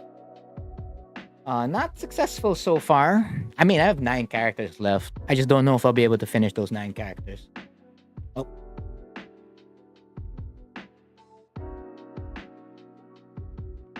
So this is stream number. This is 63. No, exactly. And the recovery of the move is going to become more insane. That's the thing. So the fact that it's going to lose its combo, it's non-bearing. And the fact that it's still going to be a problem. No, the fact that it's going to move from just being a situational move in general, right? In general. Because if you fight me, it's not going to be a specific, it's not going to be a situational move. Or if you fight the other Hwoarangs who really utilize backlash really well. But in general, like when you watch high-level Hwoarangs, they don't press a lot of backlash at all. And the hit rate of backlash is low. Doesn't mean it doesn't hit. But it's not like part of like certain decision-making. Like, okay, it's because of backlash, this gets connected to that, blah, blah, blah. The threat of the backlash, etc., etc., etc. Yeah, I get it, that the threat of the backlash on paper. I mean, I could ramble about that the entire time, but it's gonna move from being a situational move to, what do you call this? Deal with? To a move that might become a key move in Tekken 8. That's the thing. That's what it feels like it might become. Yes, it does get punished by good players that are on their game. And you have to be careful with that. For sure. But I don't know, if power crushes are like really, really stronger in 8 and faster recovery in 8, it's gonna move from a situational tool to a key move, and that's a big deal. So it's gonna be like, oh, I can't interrupt Hwoarang. What am I supposed to do? Every time he does RFS2 or anything that puts him in RFF, it's just like I have to concede it. The only thing I do is like down jab. But if you down jab, you're gonna lose to like up 3+4 if it's still there. The orbital, bloody guillotine. Neutral hop kick will still be in the game for Hwoarang. Da low parry, obviously. And depending on the frame situation, they could beat you with RFF DF4 or counter hit 2 back 4. Or 2 back 3, whichever gives more damage. I get the feeling 2-3 might give more damage than 2 back 4 if they retain both. So I don't know, that's the worry. It might be his game, might not be his game, but again, usually the first week or like the first month on 8 or any new Tekken game, everyone's like, Hwoarang's fantastic, he's so good. And then as time goes by, just like, it's just Hwoarang, am I right? You know, same old Hwoarang. He's not too strong, not too weak. He's always going to be sitting around A, B, usually, in the tier list. There are times he might go lower, and sometimes a little bit too high, but he's going to sit somewhere where he usually is. Just high mid. High mid or high low or high mid, depending on like how you want to categorize it, right? His drip, yeah, his drip's good. It's reminiscent of his Tekken 4 outfit. It's an evolution, rather, of his Tekken 4 outfit. Yeah, it looks good. I just like, what's your tracking? What's your tracking? How's your gameplay? Do you still have the same problems that have plagued you from like 7 and previous Tekken games and whatnot? Maybe we won't know. Maybe there might be something on June 8th. because you know some people are looking at like the Steam DB thing and they're like, oh, the Tekken 8 thing is there. There are like 12 people playing it. Or you just gotta wait until like the location test and then the alpha build, that build gets updated with Hwoarang in it. But yeah, I mean, indefinitely, like the game will be out there next year. So we're halfway through 2023, so in time, you gotta be patient. In the meantime, just like practicing 7 for legacy gaming and carrying that over to 8. And for me, it's figuring out how many more advanced lessons am I gonna do? Because I'm running out of lessons. After this, I don't know what I'm gonna do. I'll think about it. But I guess that's it from me. We don't got any more questions left for tonight. So again, I've been Frontier, and that has been the cheese for today. Again, as always, thank you for watching. DF3 1 to close Oh our- my Good start. Drop out to say Sandy the is least. most definitely feeling himself as he's making use of the plus frames properly. Loser's run available to him. Again, let us know in chat how you feel about this old anime game with your favorite anime characters. Only from Dengeki, of course.